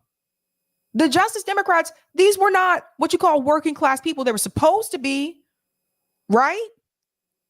Ayanna Pressley was a city councilor here, you guys. She was already in office. She had already had the experience, and it wasn't supposed to be that. It was supposed to be everyday people, working class people. Those were the people that they were supposed to get in. So she's telling you the people that are most affected, the ones closest to the pain, they're the ones that should be making the policy decisions. We don't have anybody like that right now in Congress. Do you understand? The closest we had to that was Cori Bush, and she sold out too. I see you guys making comments about this hat. I don't know what that's all about. She goes on here. Let's go on. When I say that I have equitable compassion and outrage and that's how I seek to move, that means that I'm engaging and listening actively to every party before I come out with a decision, a statement. Sometimes I have a decision, but I haven't made a statement. So this is just not how I go about making a statement. Honestly, it just sounds like being around the bush to me. And No, I'm not being around the bush. No, you're not the first politician to do that. I'm not being around the bush. Just take a basic stand. You stand with the Respectfully- Palestinian people. You stand against the respectfully- oppression of Palestinian people. Why do you need to have some type of written down statement, Ayanna? Just answer the question. Either you believe that the Palestinian people are being treated in such a way that should not happen, or you don't. It's just that simple. This doesn't make any sense. I told you they're useless. They're weak. Respectfully, what I'm saying to you, I'm actually offering you something more than just this moment. I'm saying that I will come back and meet with your group. You can stream that live. You can ask me whatever you want to ask me. But I came here today in solidarity on reproductive justice as chair of the Abortion Rights and Access Task Force. I asked to come here to lift up these student leaders for creating this vending machine. So she's telling them that she will come back and speak to their group. And she's like, you can live stream it or whatever. You know how many times I heard politicians say, oh, sure, we'll get something together. We'd love to meet with you guys. We'd love to meet with your organization. When Ayanna Pressley leave out that room, Ayanna Pressley ain't going to come back to that group. And I know some of the people in that group. So this is the thing. I can always just text them and ask, did she come back?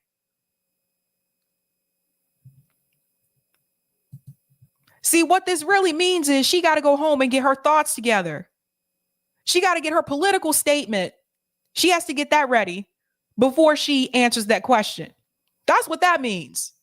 She got to go consult with other members of the Democratic Party about what she should say instead of just saying how she feels. That's why she won't answer the question now.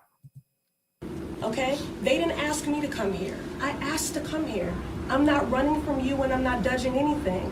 What I'm asking is just the respect of a protocol and a process, because that's how we function and that's how we move.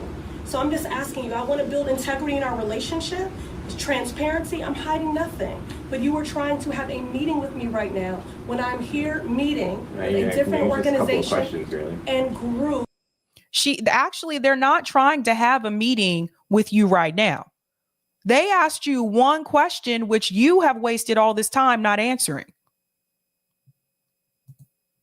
While you were also putting something online.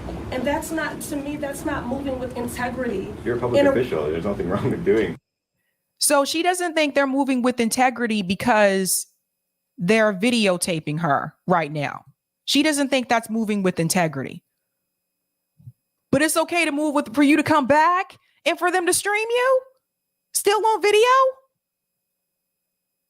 I would argue what's not moving with integrity is what you guys have done to working class people. That's what I'd argue. There's more. We have some questions. I have a lot of. Sitting here, I could ask all of you. Didn't even know you were coming. I could ask all of you similar questions about a variety of topics, but I'm not going to do that. Why would you ask them those questions when they're the ones that are not in office, Ayanna Pressley? See, now she's trying to deflect. She's trying to throw it back on them. I could ask you guys the same questions. They're not in Congress. They didn't vote for the Iron Dome. First of all, let me just say something. We're all politicians. Like, No, I don't make. This isn't about being politicians. But you are a politician. This is about being members. I'm not a politician. I'm an elected. She's not a politician. Wait a minute, guys. Here we go. I tell you, this girl, she's an actress. I can't believe I voted for her. I can't believe I supported Ayanna Pressley. Look at this. This is not an actress if I have not seen one. This isn't about being a politician. But you are a politician. This is about being members. I'm not a politician. I'm an elected official, okay? I'm not a politician. I'm an elected official. What? You're a politician. Ay. This is so fake. I cannot believe this is the same woman that I supported. And I watched her debate her opponent, and I thought she did a phenomenal job. And she beat an incumbent, by the way. She beat someone that had been in there for a while. Michael Caggiano, I hope I pronounced his last name correctly. She beat him, and she pretty much schooled him, like during the debate. This person right here, this is an actress. There's more. I told you guys they got all of it. Hold on. Here we go. And I am a lawmaker. And I'm a thoughtful lawmaker. Okay? And I think that I have proven I have been more progressive and more strident and taken more stances that have been disruptive, that have flying in the phone in the face of my party and put me and my family at risk than anyone who's ever stood in this seat. Just leaving and I just want some acknowledgement of that. Just leaving Palestine aside. Oh, girl. And I am a lawmaker. And I'm a thoughtful lawmaker, okay? And I think that I have proven I have been more progressive and more strident and taken more stances that have been disruptive, that have flying in the phone in the face of my party and put me and my family at risk than anyone who's ever stood in this seat. Just leaving and I just want some acknowledgement of that. Just leaving Palestine aside. Oh, girl, you need to lower your tone, because see, here's the thing. They're not yelling. So for people who say protesters not doing it correctly, these students aren't yelling at her. They've actually been calm the whole time. She's the one that's starting to get emotional. But people will still point to this and say this isn't effective too, also, by the way. I go organizing a Commonwealth projects over there, and there's a resident who says that you took videos of her apartment saying that you'll help her conditions, and you didn't do that. She's been trying to get in contact with you. That's not true. No, that is and true. Actually, no, sir, what's true is... She's repeatedly trying to get in contact with you, and you still haven't responded. Listen to me. You're telling me you actually care for the No, people? I wrote. you don't. I don't My think you mother do. was a tenants' rights activist. I wrote the Tenant Empowerment Act. We have been unable to get it out of committee to a vote in the House. Just because you were a tenant right activist before doesn't mean you're still doing those things today. And I did tell you guys this before. Ayanna Pressley was more effective when she was a city councilor here in Boston than she is now in Congress. This is why I think some of these people should have stayed local. Like, I really do. But let's be real. This guy isn't lying. This kid isn't lying. You think he ain't got no proof? You told this girl you would come help her out with the housing situation. By the way, the housing situation here is terrible. You told this girl, you think that girl don't have that documented somewhere? Really? Because I don't have the support from my colleagues. That is a legitimate bill. That one means if you pay, I lived in public housing. I just came from a whole thing with public housing. I lived in public housing. I know what it is when there's deferred maintenance and you're growing up in complete crap and you don't feel. Yeah, you did live in public housing, Ayanna, but you don't live there anymore. You don't live there anymore. You moved on up. You became the Jeffersons. You're gone. And the public housing situation has gotten worse since when you lived in public housing. Why is this out of, I don't know what it did. Like your life is of value. I grew up with All the lights over not Boston. working, All over elevators Boston. broken, roaches and rodents. What are you doing against that right now? I'm one Against the person. gentrification. I have taken all the right votes on that. I just told you I slept on the steps of the house because they There's didn't so take a many vote on residents the in eviction Boston. moratorium. Right now, so many residents in Boston who've been trying to fight for. Now here come the story of, I grew up in public housing. I had roaches. We had rats. I had to deal with all that. But Ayanna, you are not there now. You're not there.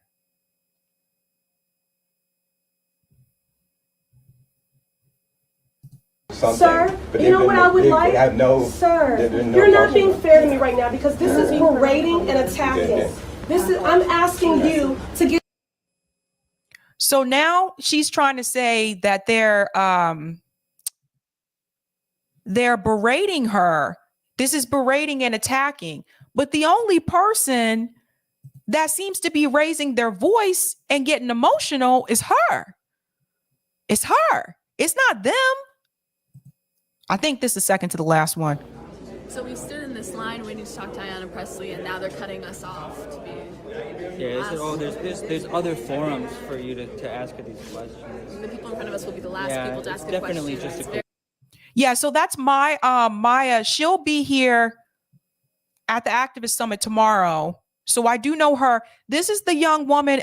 If you saw that housing video I did where we went to Grant Manor housing projects and the tenants were complaining about the conditions, this is the girl who was with me. So she's from United Front Against Displacement. And so this is from her. And she said, and I talked to her about this already. Representative Pressley invited us to a town hall the next day with her to talk more. So you see, they just following up like she told them to do, follow up to talk more. But we were ignored and shut out. And her staffers immediately cut off the line to speak with her once we were up next.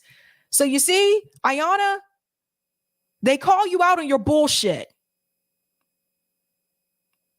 They called you out on your bullshit.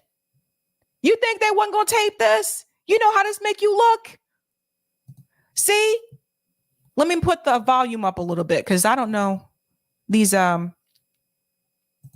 coincidence that. So we stood in this line waiting to talk to Ayanna Pressley, and now they're cutting us off to be. Yeah, there's other forums for you to ask her these questions. The people in front of us will be the last people to ask a question. Definitely just a coincidence that we're the last people who are not allowed to ask these questions. So. You see this? This is very. So you see these kids came all that way to meet with her when she invited them to come back and meet. And then they end the line, they cut her off. You see this? Explicitly after being invited to this forum yesterday.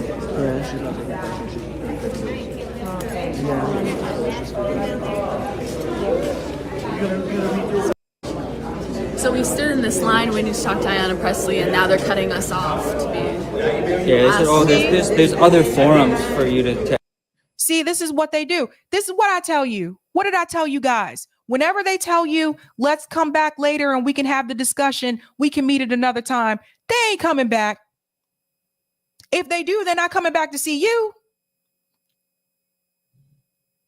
Now, I don't know what the deal was with the hat, you guys, but I saw you guys were talking about the hat. I don't know what that was about, but there's something else that you need to see as well. Now, again, this is from the United Front Against Displacement. Progressive Ayanna Pressley really wants everyone to know that she's a total sellout. This redevelopment she's celebrating will give 100 public housing units to banks and create 200 market rate apartments for developers to speculate on. Here's the picture here. You see this? Chelsea Housing Authority, Ines Apartments. So Chelsea, I told you guys about Chelsea before, working class community. There's also poor community in Chelsea as well. And it's largely immigrant. You see how they just doing people? The redevelopment of the Ines Apartments into a new mixed income community is a sign that we are on our way to meeting the housing needs of our residents in Chelsea across the Massachusetts District number 7. That was posted by Ayanna Pressley. But look at this part.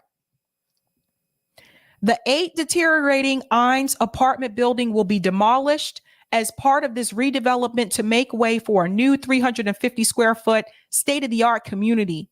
The newly reconstructed Ines apartments will provide new homes for the current residents of 96 units of public housing at the site, an additional 40 units of new middle income opportunity for new families. Yada, yada, yada. The redevelopment will also include on-site amenities for residents and ground floor retail space to activate the Central Avenue Smart Growth Area. Look at this. The sources of capital for the project came from public agencies, DHCD, the MassWorks program, and the City of Chelsea, as well as private capital from Cambridge Savings Bank. You see this? The total development investment on the project is $155 million. They make it sound like this is a good thing. Did you see what it said at the top? The 8 deteriorating Ines apartment buildings will be demolished as part of a redevelopment. And this is what they have been doing. They let the public housing buildings fall apart, and then they tear them down, and then they build up what they call affordable housing, which isn't affordable to most of the people. And Ayanna Pressley now, she know this shit ain't right. I'm sorry for my language, but she know it ain't right. Call them all out, and she's not alone. They came after AOC too. Now, this is a different group of protesters. So AOC had an appearance, looks like a Q&A listening session here in Astoria, Queens. And she was met with protesters. I want you to pay attention to what she does here. If you're gay, you can have a house, but if you're not gay, you have to live on the street. Is that how it goes? No, you're just talking nonsense. You're not answering questions. So if I don't have butt sex, I can't have a place to live. But if I do, I'm good. Is that how it goes? Well, I need to fast forward. Sorry about that. Okay, here we go. Is this the part? Yeah, so they weren't happy. There's a shorter video on Twitter, but this is the one on YouTube. Again, that's unfair. That's like racist. That's like racist against straight people. A woman that was stabbed 20 times. That was a 9/11 FDNY. Yes. This is insanity. Yes. The boy, that's what we want. The boy that was stabbed. The black boy that was stabbed on the train platform. Yes.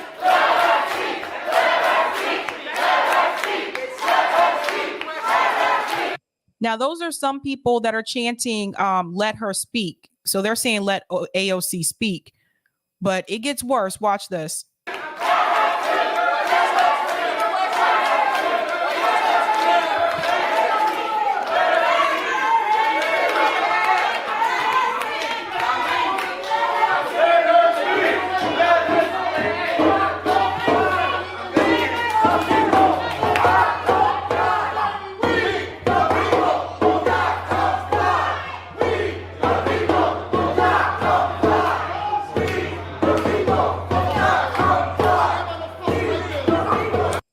brought bongos and everything.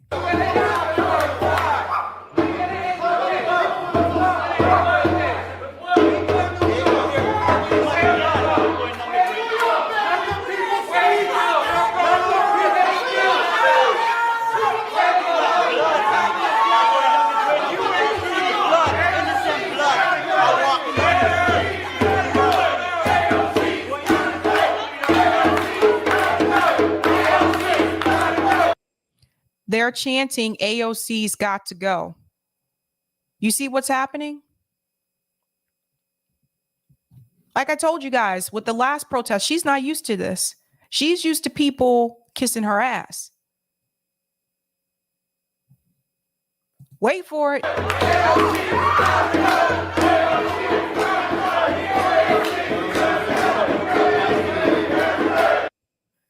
So she thinks it's a good idea to start dancing. She thinks it's a good idea to start dancing and smiling here. These are working class people in the audience. Let me start dancing. You know, because she's not affected. This is what I'm trying to tell you guys. She's not one of them. Just because it's her district doesn't mean she's in the same situation economically and financially as them. She's not.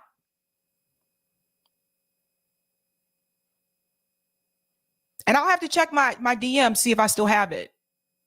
Because someone sent me a financial fact sheet of AOC that shows she's worth $29 million.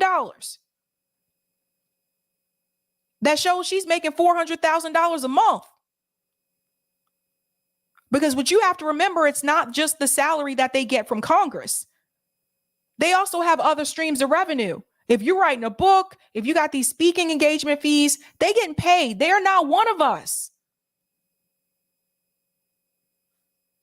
So she decides to dance. And she's smiling. This shit isn't funny. You think it's funny that people are fighting to eat? That people are fighting to live, AOC? You think that's funny?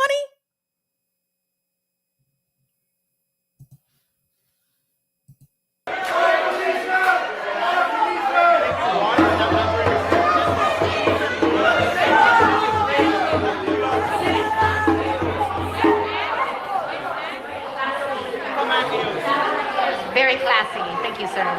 Thank you, sir. Oh, no, so now she's going to mock them. Very classy. You see, this is the PMC coming out in AOC.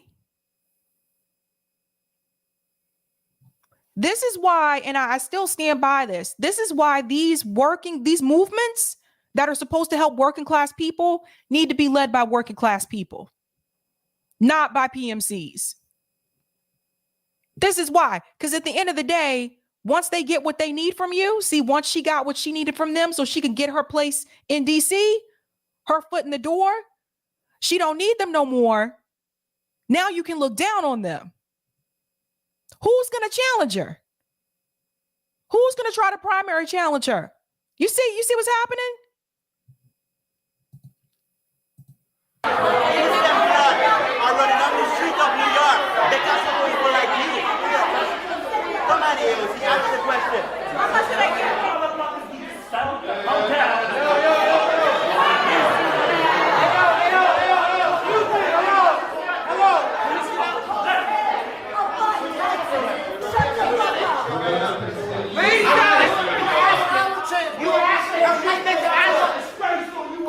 That's not right.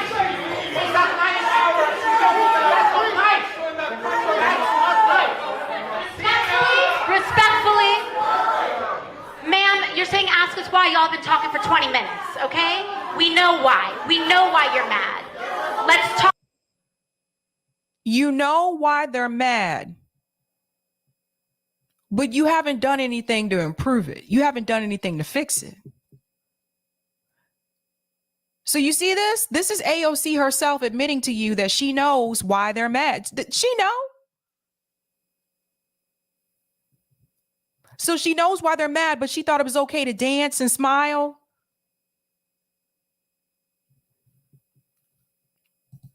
Talk about it.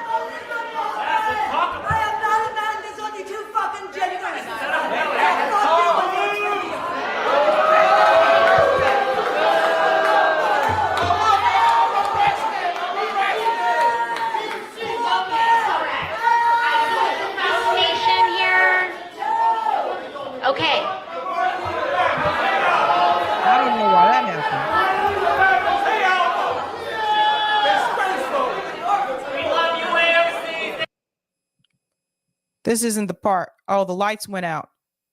I guess to turn off the lights to try to get people to.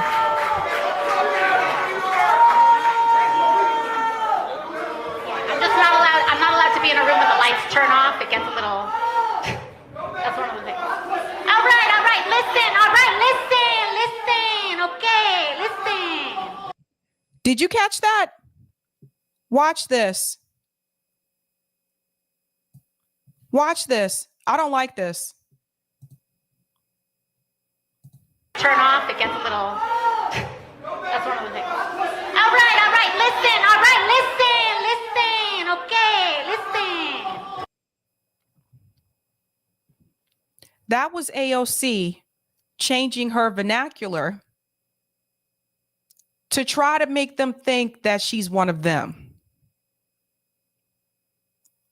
Do you see that?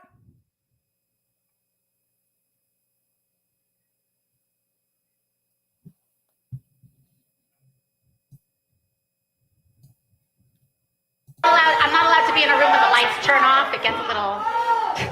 That's one of the things. All right. Listen. Okay, listen. I don't like that. I don't like that. I told you she's an actress.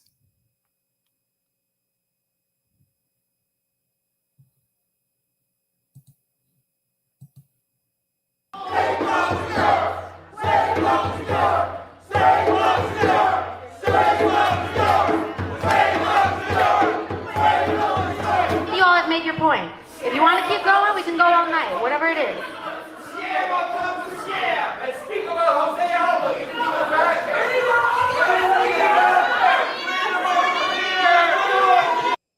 Okay, this guy's sign says, "Wake up, New York, vote for Tina Forte. Fuck AOC." Well, damn. He got on a Rangers hoodie too. But do you guys see? You see what's happening? People are tired of her shit. People are tired of you just being in Congress just to be there and not doing what you said you were going to do. You got to remember, AOC got a lot of non-voters to come out and support her campaign. That's how she won. She got the non-voters, the people that usually either didn't care, didn't think it made a difference, or had given up. And she brought those people out. So you know those people have got to be livid.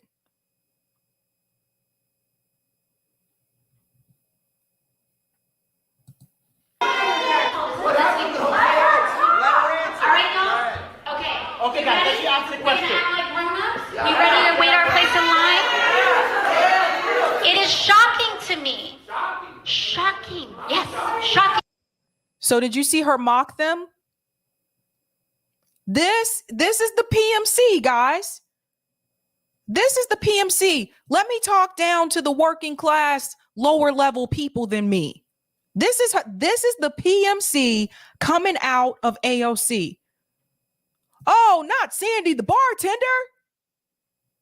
I told you she wasn't who she said she was. Look at it. We ready to wait our place in line? It is shocking to me. Shocking. Yes, shocking. You see that?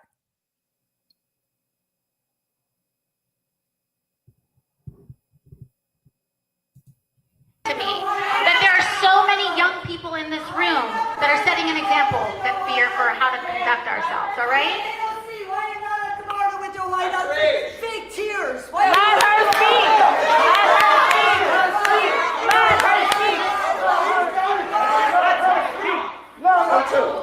I'm not afraid. I know what I need to feel. I have fun. I don't need government. I don't need big fucking farmers. I have God and God alone. Fuck you all. So that woman there was saying, AOC, what happened to your fake tears? So you see, people see, I told you she was an actress. So that's what that woman is saying there. And then also she said, I don't need big pharma. I don't need government. You see what I mean? You see what's happening? Because people are realizing that these politicians, they're not going to do anything. They're useless.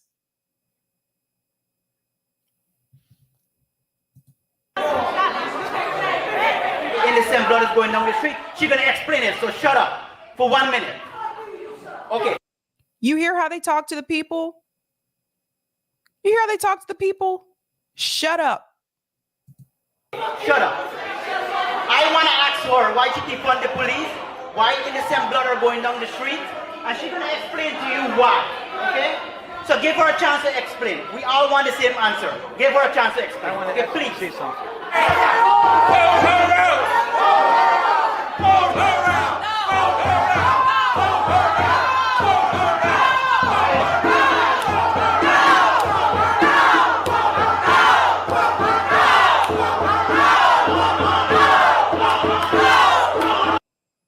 They're saying vote her out.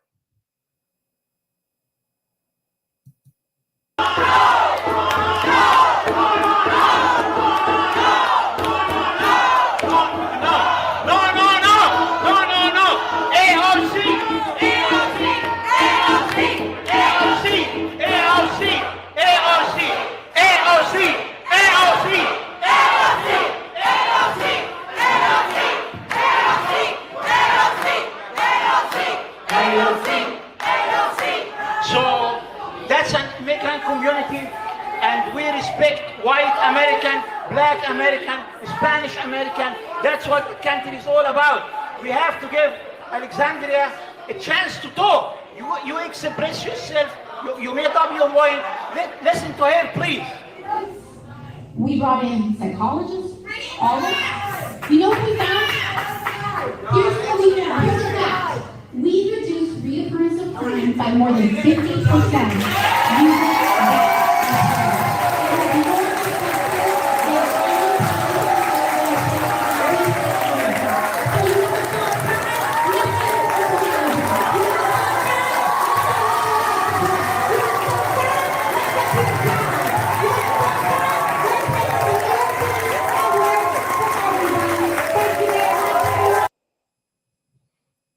All I have to say, if you live in her district, I'm incredibly sorry.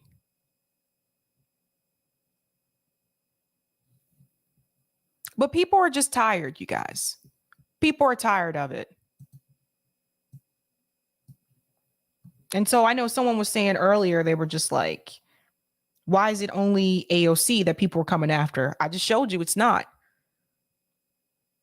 The thing is, like, when people like Cori Bush and Ayanna Pressley and Ilhan Omar are also approached the same way, those videos don't go viral because AOC is the more popular squad member.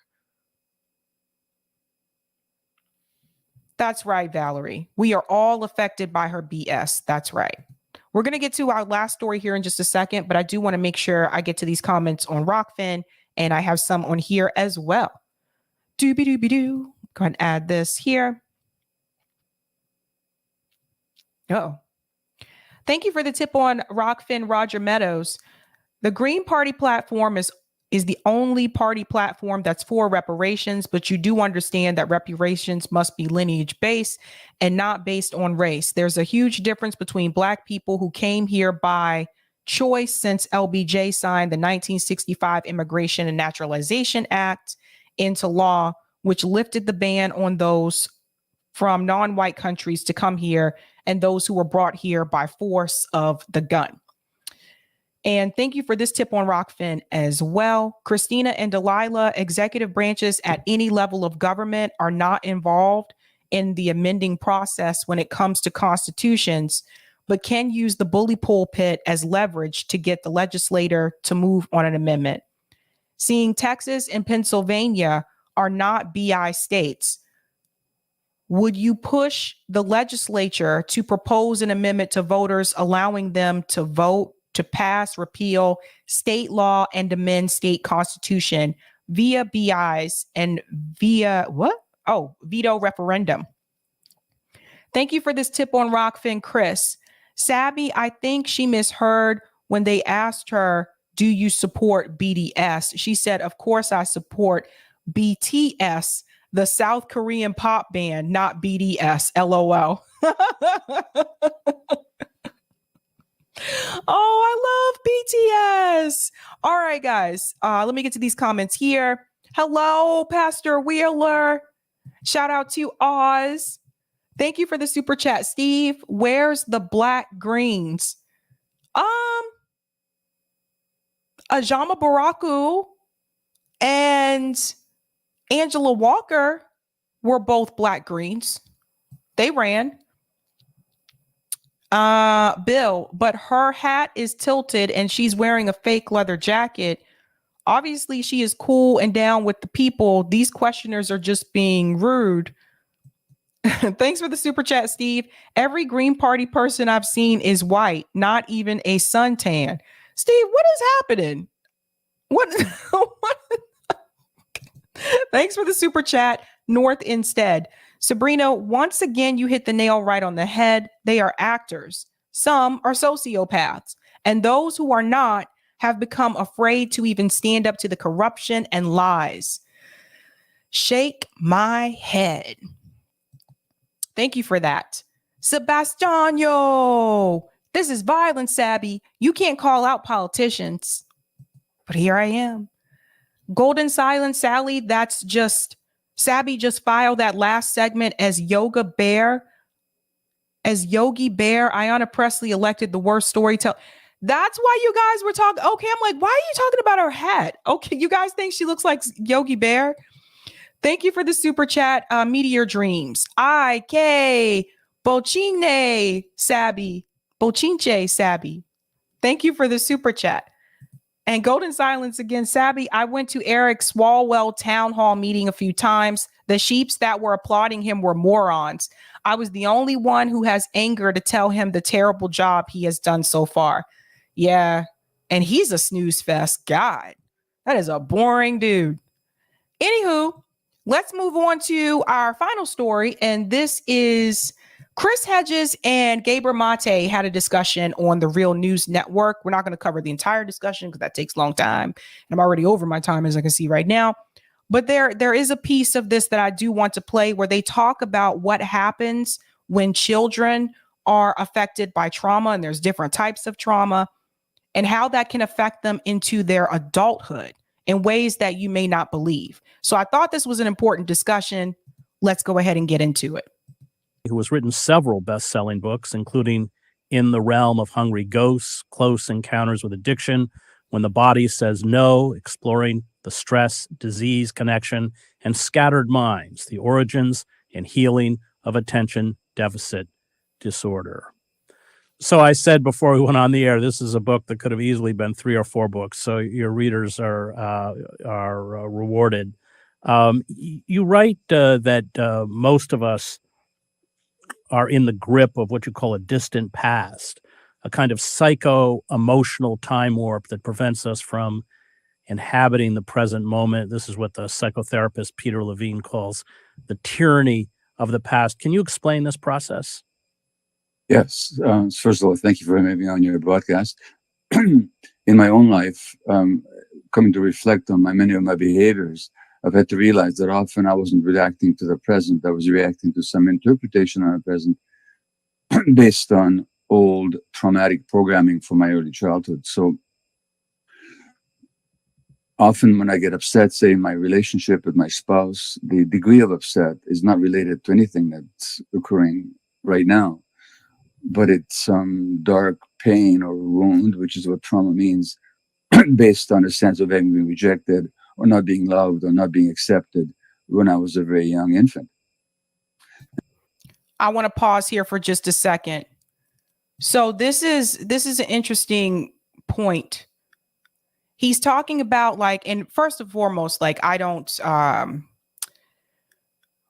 will say like I have a lot of respect for people who can talk about their own like personal traumas, right? Because it takes a lot to come forward about something like that. People may not always be receptive either, right? So that's being vulnerable, and not everybody is willing to do that. But what he's talking about here is the fact that apparently there was, he was not accepted when he was a young infant. And some of the behaviors, I guess, that he had with relationships with people that he had as an adult could be a result from that. So let's go further on. There's more I have to say, but I want him to finish what he's saying. And so that's what Peter means by the eternity of the past, that the past colors are, the Buddha said once that with our minds, we basically create the world. But what it didn't say is that before with our minds, we create the world creates our minds. So that the mind, and in fact, the very brain itself, including the physiology of the brain, is programmed very early in childhood by our earliest relationships with our caregivers, beginning in utero. And those imprints govern a lot of our behaviors, even into adulthood. Well, you write about it. Look, one of the things I liked about the book was its honesty. You give voice to your wife and your son, and are quite frank and I think courageous about your own failings as a father. We all have them. It's painful to confront that we failed in some way those we love. And I wondered if you could just, for people who don't know your story, just tell us quickly what that trauma, it is in the book, but what that trauma that you endured was. So in a large historical context, the trauma was that I was born in January 1944 in Budapest, 2 months before the Nazis occupied Hungary, which is when the genocide began, 2 months after I was born. Now, the day after the Germans marched into Budapest, my mother phoned the pediatrician. I was 2 months of age. And she said, "Would you please come and see Gabor because he's crying all the time?" And the doctor said, "Of course I will come, but I should tell you, all my Jewish babies are crying." So that infants, and this is true, you don't have to have war and genocide for this, infants absorb the stresses of their parents, and that has an impact on their nervous systems.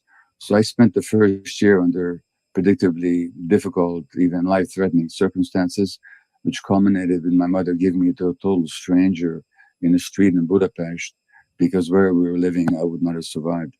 So I did. So babies, I hate that I pause this there, but what you guys have to understand, and if you have kids, you probably know this. I don't have kids, but I have a lot of, some of my friends have kids, and they've explained this to me as well, is that I think sometimes there tends to be this belief that babies, toddlers don't really know what's going on.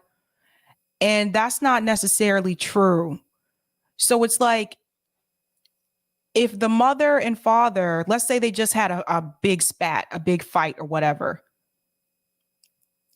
there are some that have said that even a baby can tell that there is stress and tension there, that the baby can still feel it. So sometimes you have like these parents that will say, "Oh, we never fought in front of our kids." Maybe they never fought in front of their kids when their kids, they thought they were old enough to realize they were fighting. But you could have fought in front of your kids when they're like a baby or a toddler, thinking they don't know what's going on. They don't feel it, but they can still feel it. So this is important for people to understand. Like they can tell if there's tension, and they can feel that same thing. So it's like, this is an interesting discussion. Like, again, like I said, like I didn't know this story, and I don't know if I could, I'm not as open that way, you know? So I do know that trauma is not something that's easy for people to talk about and to come forward about. That's why I commend anybody who's willing to tell their story. We've had people come on here, do the same thing. They've come on here and talked about their story, right? But it helps to get it out, even if that means just going and talking to a therapist or a counselor instead of like holding it in, because it can help you realize why you may have difficulties in some of the relationships that you have with people, but also why you may respond to people or react to people the way that you do. And I'm going to give a personal example of that from when I worked in education in just a second, but let's get back into this. 5 or 6 weeks. Of course, an infant can only experience that as an abandonment. And who gets abandoned? Somebody who's not lovable, somebody who's not wanted. So my sense of self on a deep unconscious level, or somebody who's not lovable, who's not wanted. And that then leads to all kinds of behaviors in adulthood. Not to mention that for the whole year, I'm absorbing the stresses and terrors of my mother, which infants and children being narcissistic in the sense that they think it's all about them. Naturally, I think she's suffering so much, it must be my fault. So there's this tremendous sense of guilt and shame that comes with trauma. It does not take historical trauma of those proportions. It doesn't take war or genocide. In a diary entry, my mother describes when I'm 2 weeks old, before there were Nazis, before the Germans occupied Hungary, just how she was following doctor's orders not to pick me up and feed me when I was asking for it. Because then the ethic was you feed on schedule, not on the child's demand. That itself is a trauma. Because what message do I get as a 2-week-old? That my needs aren't important, that I'm alone, that the person who loves me doesn't care enough about me to pick me up. And that kind of trauma is very common in all societies. So I just don't want to create the impression that trauma is only under dramatic circumstances such as I endured as an infant. Well, you write in the book about your mother's instincts, that she didn't like it. And of course, I think much of your book is a kind of celebration or holding up those instincts against modern medicine or modern psychotherapy. The psychiatrist Basil van der Kolk in Bessel, if I may Bessel, say. excuse me, Yeah. yes, Bessel van der Kolk in The Body Keeps Score. He writes that trauma is when we are not seen and known, and you build on this idea that trauma is a fracturing of the self, of one's relationship to the world. You define this fracturing as the essence of trauma. What do you mean by fracturing of the self, and how does this fracturing work? Well, so trauma means wound, wounding, a psychic wound. And you can wound people in two major ways, you might say, by doing terrible things to them, such as the abuse that many people endure in childhood, whether in home or in school. But the other way you can hurt people is just not to meet their needs. Now, one of the essential needs of human children, I mean, I'm talking about essential need in the sense that if it's not met, the child suffers, is to be seen and accepted for exactly who they are. Now, in Bessel's words, if you're not seen, that hurts you, because a child develops their self-image, their self-concept, based on how he's seen and treated by the adults around them.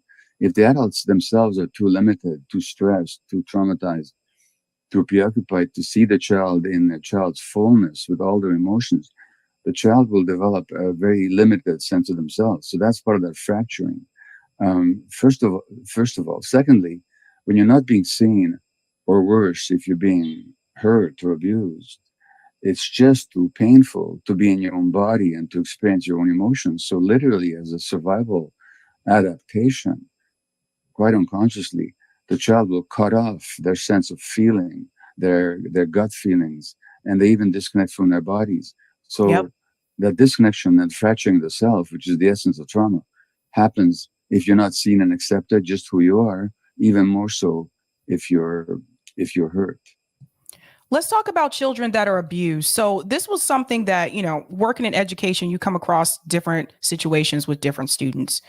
And I can't give away too much specifics here because, it was confidential, but I can tell of the stories. So, you understand where I'm coming from.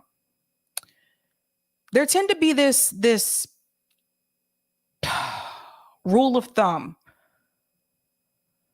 in public education where there are the bad apples and there are students that are just not fixable.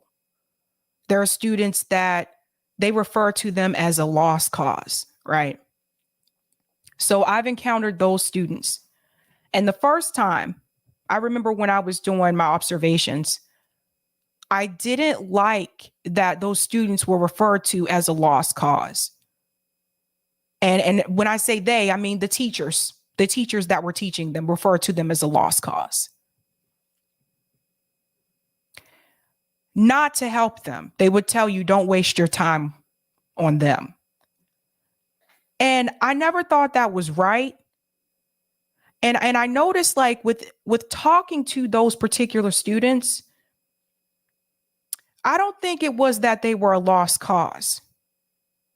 What I did notice, though, it seems like nobody tried to take the opportunity to get to know those students, to find out what is going on in their life at home. So they just brushed them off. So these were particularly students that sometimes in class would have violent outbursts,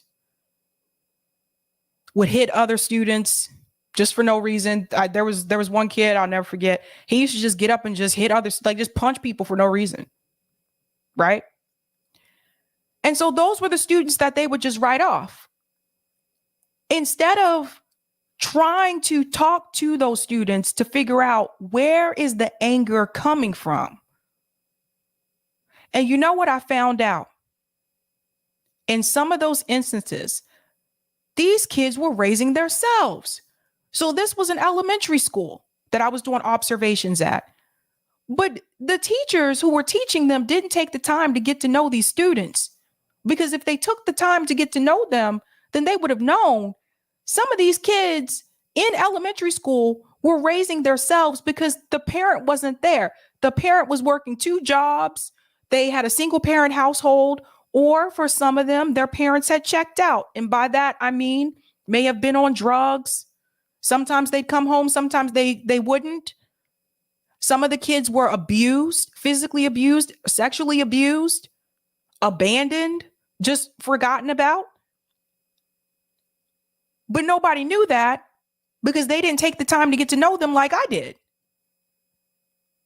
And so you have to wonder what it could be like for a child who's going through that every day, whether it's physical abuse, whether it's emotional abuse, or whether they have a parent that just checked out. So there's no one there to cook dinner for them or anything. Some of these kids were eating like top ramen. They were eating top ramen. Like that was their dinner because mom or dad wasn't there to cook dinner for them. Imagine being a kid and just feeling abandoned, just left alone. So for some of the students in the class that had those like violent like outbursts or that anger, it was almost like that was their way of crying out for the parent that was supposed to be there to protect them and to raise them and help them. And because kids are so small and kids are not, a figure of authority, a lot of times kids feel that their voice is not going to be heard to an authority figure. So sometimes what they will do is they will cry out to one of their peers. So the punch that student A just delivered to student B was not really for student B. It was for the parent who was missing. And these are the kind of things that you need. You have to get to know them, to sit down and get to know them. And maybe it's just that I wasn't grading them. So maybe that's why they would open up to me. They knew with me there was no risk. I wasn't going to give you a bad grade. I wasn't going to send you to the principal's office. Same thing with higher education. Same thing working at the universities. I was the academic advisor. I wasn't grading them. So it was easier for them to open up to me than to open up to a professor. The point that's being made, if you don't deal with that trauma at some point in your life, it can follow you into adulthood and it can affect the relationships that you have with other people. If nobody looked out for you when you were growing up, you may feel like, you get into a relationship with someone, you may feel like you don't really need to protect them. You may feel like you don't really need to look out for them because you don't know how to do that. Nobody did that for you. Or you may feel abandoned. You may feel that you weren't wanted. This is why I say I think everyone at some point should, if you could, this should be free for everyone, should go through some type of counseling or therapy. You can find out a lot about yourself, I think. You've long argued that addiction is an outcome of childhood trauma. You say this is based on shame, a shame-based view of ourselves, a kind of negative self-perception, a loss of compassion for oneself. You write, I'm quoting, the more severe the trauma, the more total that loss. Can you talk about the loss and its effects? Sure. So for 12 years, I worked as a physician in Vancouver's downtown east side, which is, I don't know if you've ever been here, Chris. I have. Yeah. And I have gone down to the east side. Yeah. Of So Chris has been everywhere. Chris is like, I have. I've been all over the world. it's shocking for people coming from even from the ghettos of the United States. It's North America's most concentrated area of drug use. And in 12 years of work down there, I never met a single female patient who had not been sexually abused as a child. And all the men had been severely abused, sometimes sexually, sometimes in other ways, neglected and so on. Not by accident, 30% of our clients down there were Indigenous, First Nations Canadians. They make up 5% of the population. They're also the most traumatized segment of the Canadian population. A shocking 50% of the women in jail in our country are Indigenous. They make up 5% of the female population. Another thing I want to add too, and this sometimes is not revealed, and I think there's more shame and embarrassment that comes along with it, but you also have boys, like little boys that are sexually abused and don't come forward about it, maybe not even in adulthood. And sometimes the abuser is another male. So that's another thing too. Like, I don't have kids, but if I did have kids, like, I'd probably be that parent that's like, you can't spend the night at anyone's house. If you have a game or any type of group or organization you're a part of, I'm going to be there at these events. Like, I would probably be that parent. Like, I probably would be like, I don't know. I just don't trust people. I've heard so many stories, and after working with kids, I've heard a lot of things. And that's why I'm just like, I would probably be that parent that's like, no, you cannot spend the night at anyone's house. I don't know. I don't trust it. The coaches, all of them, I just don't trust it. So what that trauma does is it hollows out the self, because again, it's too painful to be connected to the self. And that pain will break through. And there's a sense of emptiness, because the sense of fulfillment as a human being needs to come from within. It needs to come from an embrace of oneself as one is. But when it's treated that badly, one ends up rejecting oneself as the flawed, as a flawed, deficient individual. So underneath all trauma is a shame-based view of oneself. And that shame is searing. Now, all addictions are an attempt to escape from pain. So I don't care if you're addicted to gambling or sex or shopping or the internet or self-cutting or eating or drugs or alcohol. It's all about soothing the pain of that shame, soothing the pain of what you endured. And when that pain breaks through, you have to soothe the pain by some addictive behavior. So that's what I meant there. So underneath addiction, people think that they're ashamed of themselves because they're addicted. It's at least as much the other way around. They're addicted because they're so ashamed of themselves. Right. That's a really good point. I don't know if you guys have ever seen this show called Intervention. Used to come on, I think it was A&E. You can find it on Netflix now. One of the things I noticed about that show Intervention were the number of people that were abusing drugs and alcohol that had been sexually abused. Some of them when they were kids, they were sexually abused when they were kids. And they had addiction problems with drugs and alcohol, like as they got older. It's some people look at it as like a coping, mechanism.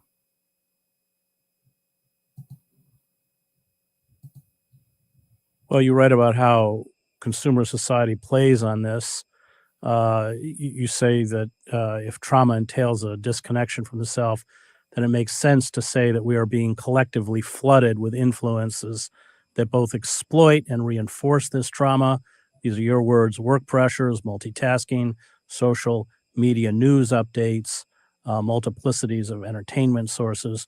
These all induce us to become lost in our thoughts, frantic activities, gadgets, meaningless conversations. We're caught up in pursuits of all kinds that draw us on, not because they are necessary or inspiring or uplifting, or because they enrich or add meaning in our lives, to our lives, but simply because they obliterate the present. Those are your words. So that my friend Fabian was a mess on Intervention twice. You knew someone that was on that show? Wow, Mouse did. Passage reminded me of the lines from W.H. Auden's poem September 1st, 1939. Faces along the bar cling to the average day. The lights must never go out. The music must always play. All the conventions conspire to make this fort assume the furniture of home. Least we should see where we are, lost in a haunted wood. Children afraid of the night who have never been happy or good. I should have just published the book with that poem in it and forgot everything else. Because he says it all, you know. Yeah. Well, there are two classes of people who confuse two large classes of people who confuse their desires with their needs. One of them is young children. When they want something, they think they need it, and they're desperate if they don't get it. In the hands of healthy adults, one learns that needs are not the same as desires. The other class of people who confuse their desires with their needs, of course, are addicts of all kinds. I need to go shopping. I need to have a drink. You know, these aren't needs; these are desires. But consumer society is based on making addicts out of everybody.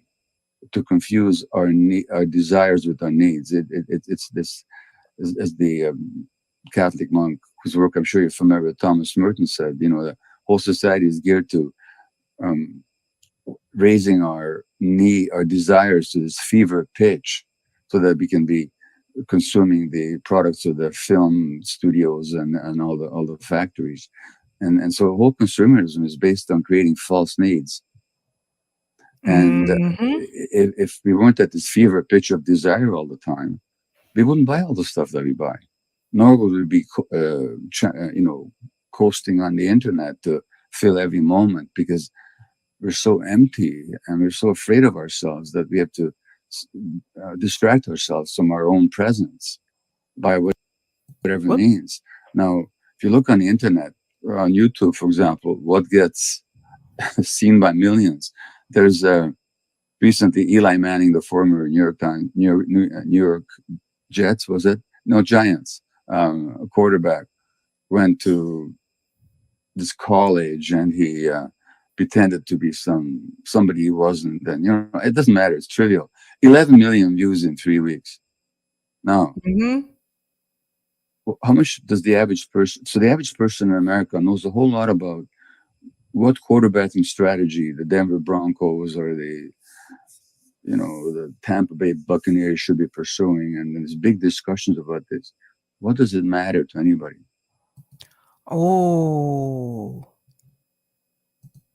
that's a good question. What does it matter? I never thought about it that way. And I love football, by the way. I love sports, but I never thought about it that way. There's more of this video. I don't have time to, I realize it's like 10:38. Yikes. I gotta go. There's more to this video. If you want to see the full video, it's on the Real News Network. It's called The Chris Hedges Report. Dr. Gabor, I think it's Gabor. I think I pronounced it wrong at first. Dr. Gabor Mate on trauma, addiction, and illness under capitalism. So if you want to see the full interview, you can check that out over there. Gonna get to some of these comments, and then I got to peace out, guys. Activist Summit tomorrow, RBN. I think the first one is at 10 a.m. with Case Study QB. We'll be on there all day. Well, off and on for different panels. And then the same thing for Sunday, Activist Summit. Lines of guests. Jill Stein will be there tomorrow. I know is one of them. United Front Against Displacement will be there. I can't remember all the groups. It's a lot of people. Oh, hold on. Here's my phone. Let's see who's coming. No call in tonight because of the Activist Summit. You guys keep me up late on call in. Like, I have to go to sleep sometimes. Sometimes Sabby gets. Why is there an ad for Wordle when I just want to see the calendar? Go away. Okay. Case Study QB. Well, these are the name of the panels. Mutual Aid Political Party, Union Efforts, 10 Demands Police Activists, Verizon Strike Action, Jill Stein panel is political revolution, something like that, I think. There's a Marxist panel.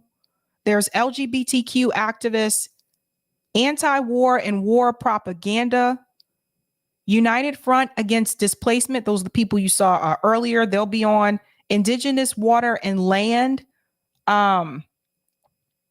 Sunday, Black Power Media, about, what is that panel about? Oh, Black Activism panel, Palestinian Community Network, Student Revolutionary Marxists, Julian Assange activists, LA Community Outreach, Green Party Environmentalism, Disability Activist Panel, Healthcare Activist Panel, Socialist Alternative, that will also be with Shama Sawant, and Police Brutality.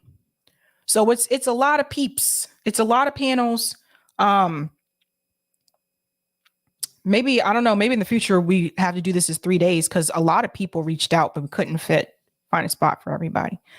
But anywho, honey buns, it is time for me to go. Oh, did I get to the other chats? Sorry, Breakup Google says Yogi didn't wear a hat. Smokey did.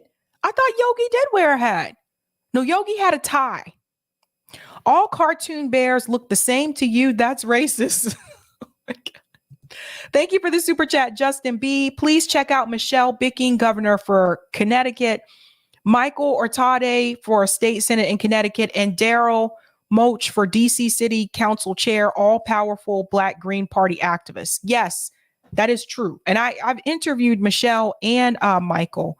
That's directed towards you, Steve. Ed Kid, Sabby speaking truth. We all need help the same way a person needs to receive professional help for a broken bone. So one needs professional help for all kinds of trauma of the mind. Robert says, if we had a society where people helped each other, trauma would be healed over time. Instead, we have a brutalistic and opportunistic society that thrives on hierarchy and beating others. Breakup Google. That's not a good thing either, Sabby. I saw one mother do that to her second kid because the first one got hooked on drugs, so she wouldn't let the second one out of her sight ever. It warped him. Yeah, I don't think, yeah. There is a such thing as being overprotective as well. I would just have to have ground rules. I still wouldn't let them spend the night at someone's house. I just wouldn't. I don't trust motherfuckers. Excuse my language. I'm bad tonight. I'll take that comment on Rockfin, Eric. Woohoo! Thank you for the tip on Rockfin, Roger. Sabby, you can't be that type of parent. Okay, I get it, guys. I get it. I kid. It will chase them away, making them less likely to share their lives with you. Instead, establish trust where your kids would feel comfortable with coming to you, naturally sharing their personal life. Also, that's why you have to have more than one to be big brother and big sister to watch each other when you're not there. The Wayans parents knew what they were doing. Oh yeah, because they have like 10, it's like 10 of them, I think. It's like 10 brothers and sisters. All right, guys, that's it. Join me for the Activist Summit tomorrow on RBN. Catch me there or be square. Have a good night.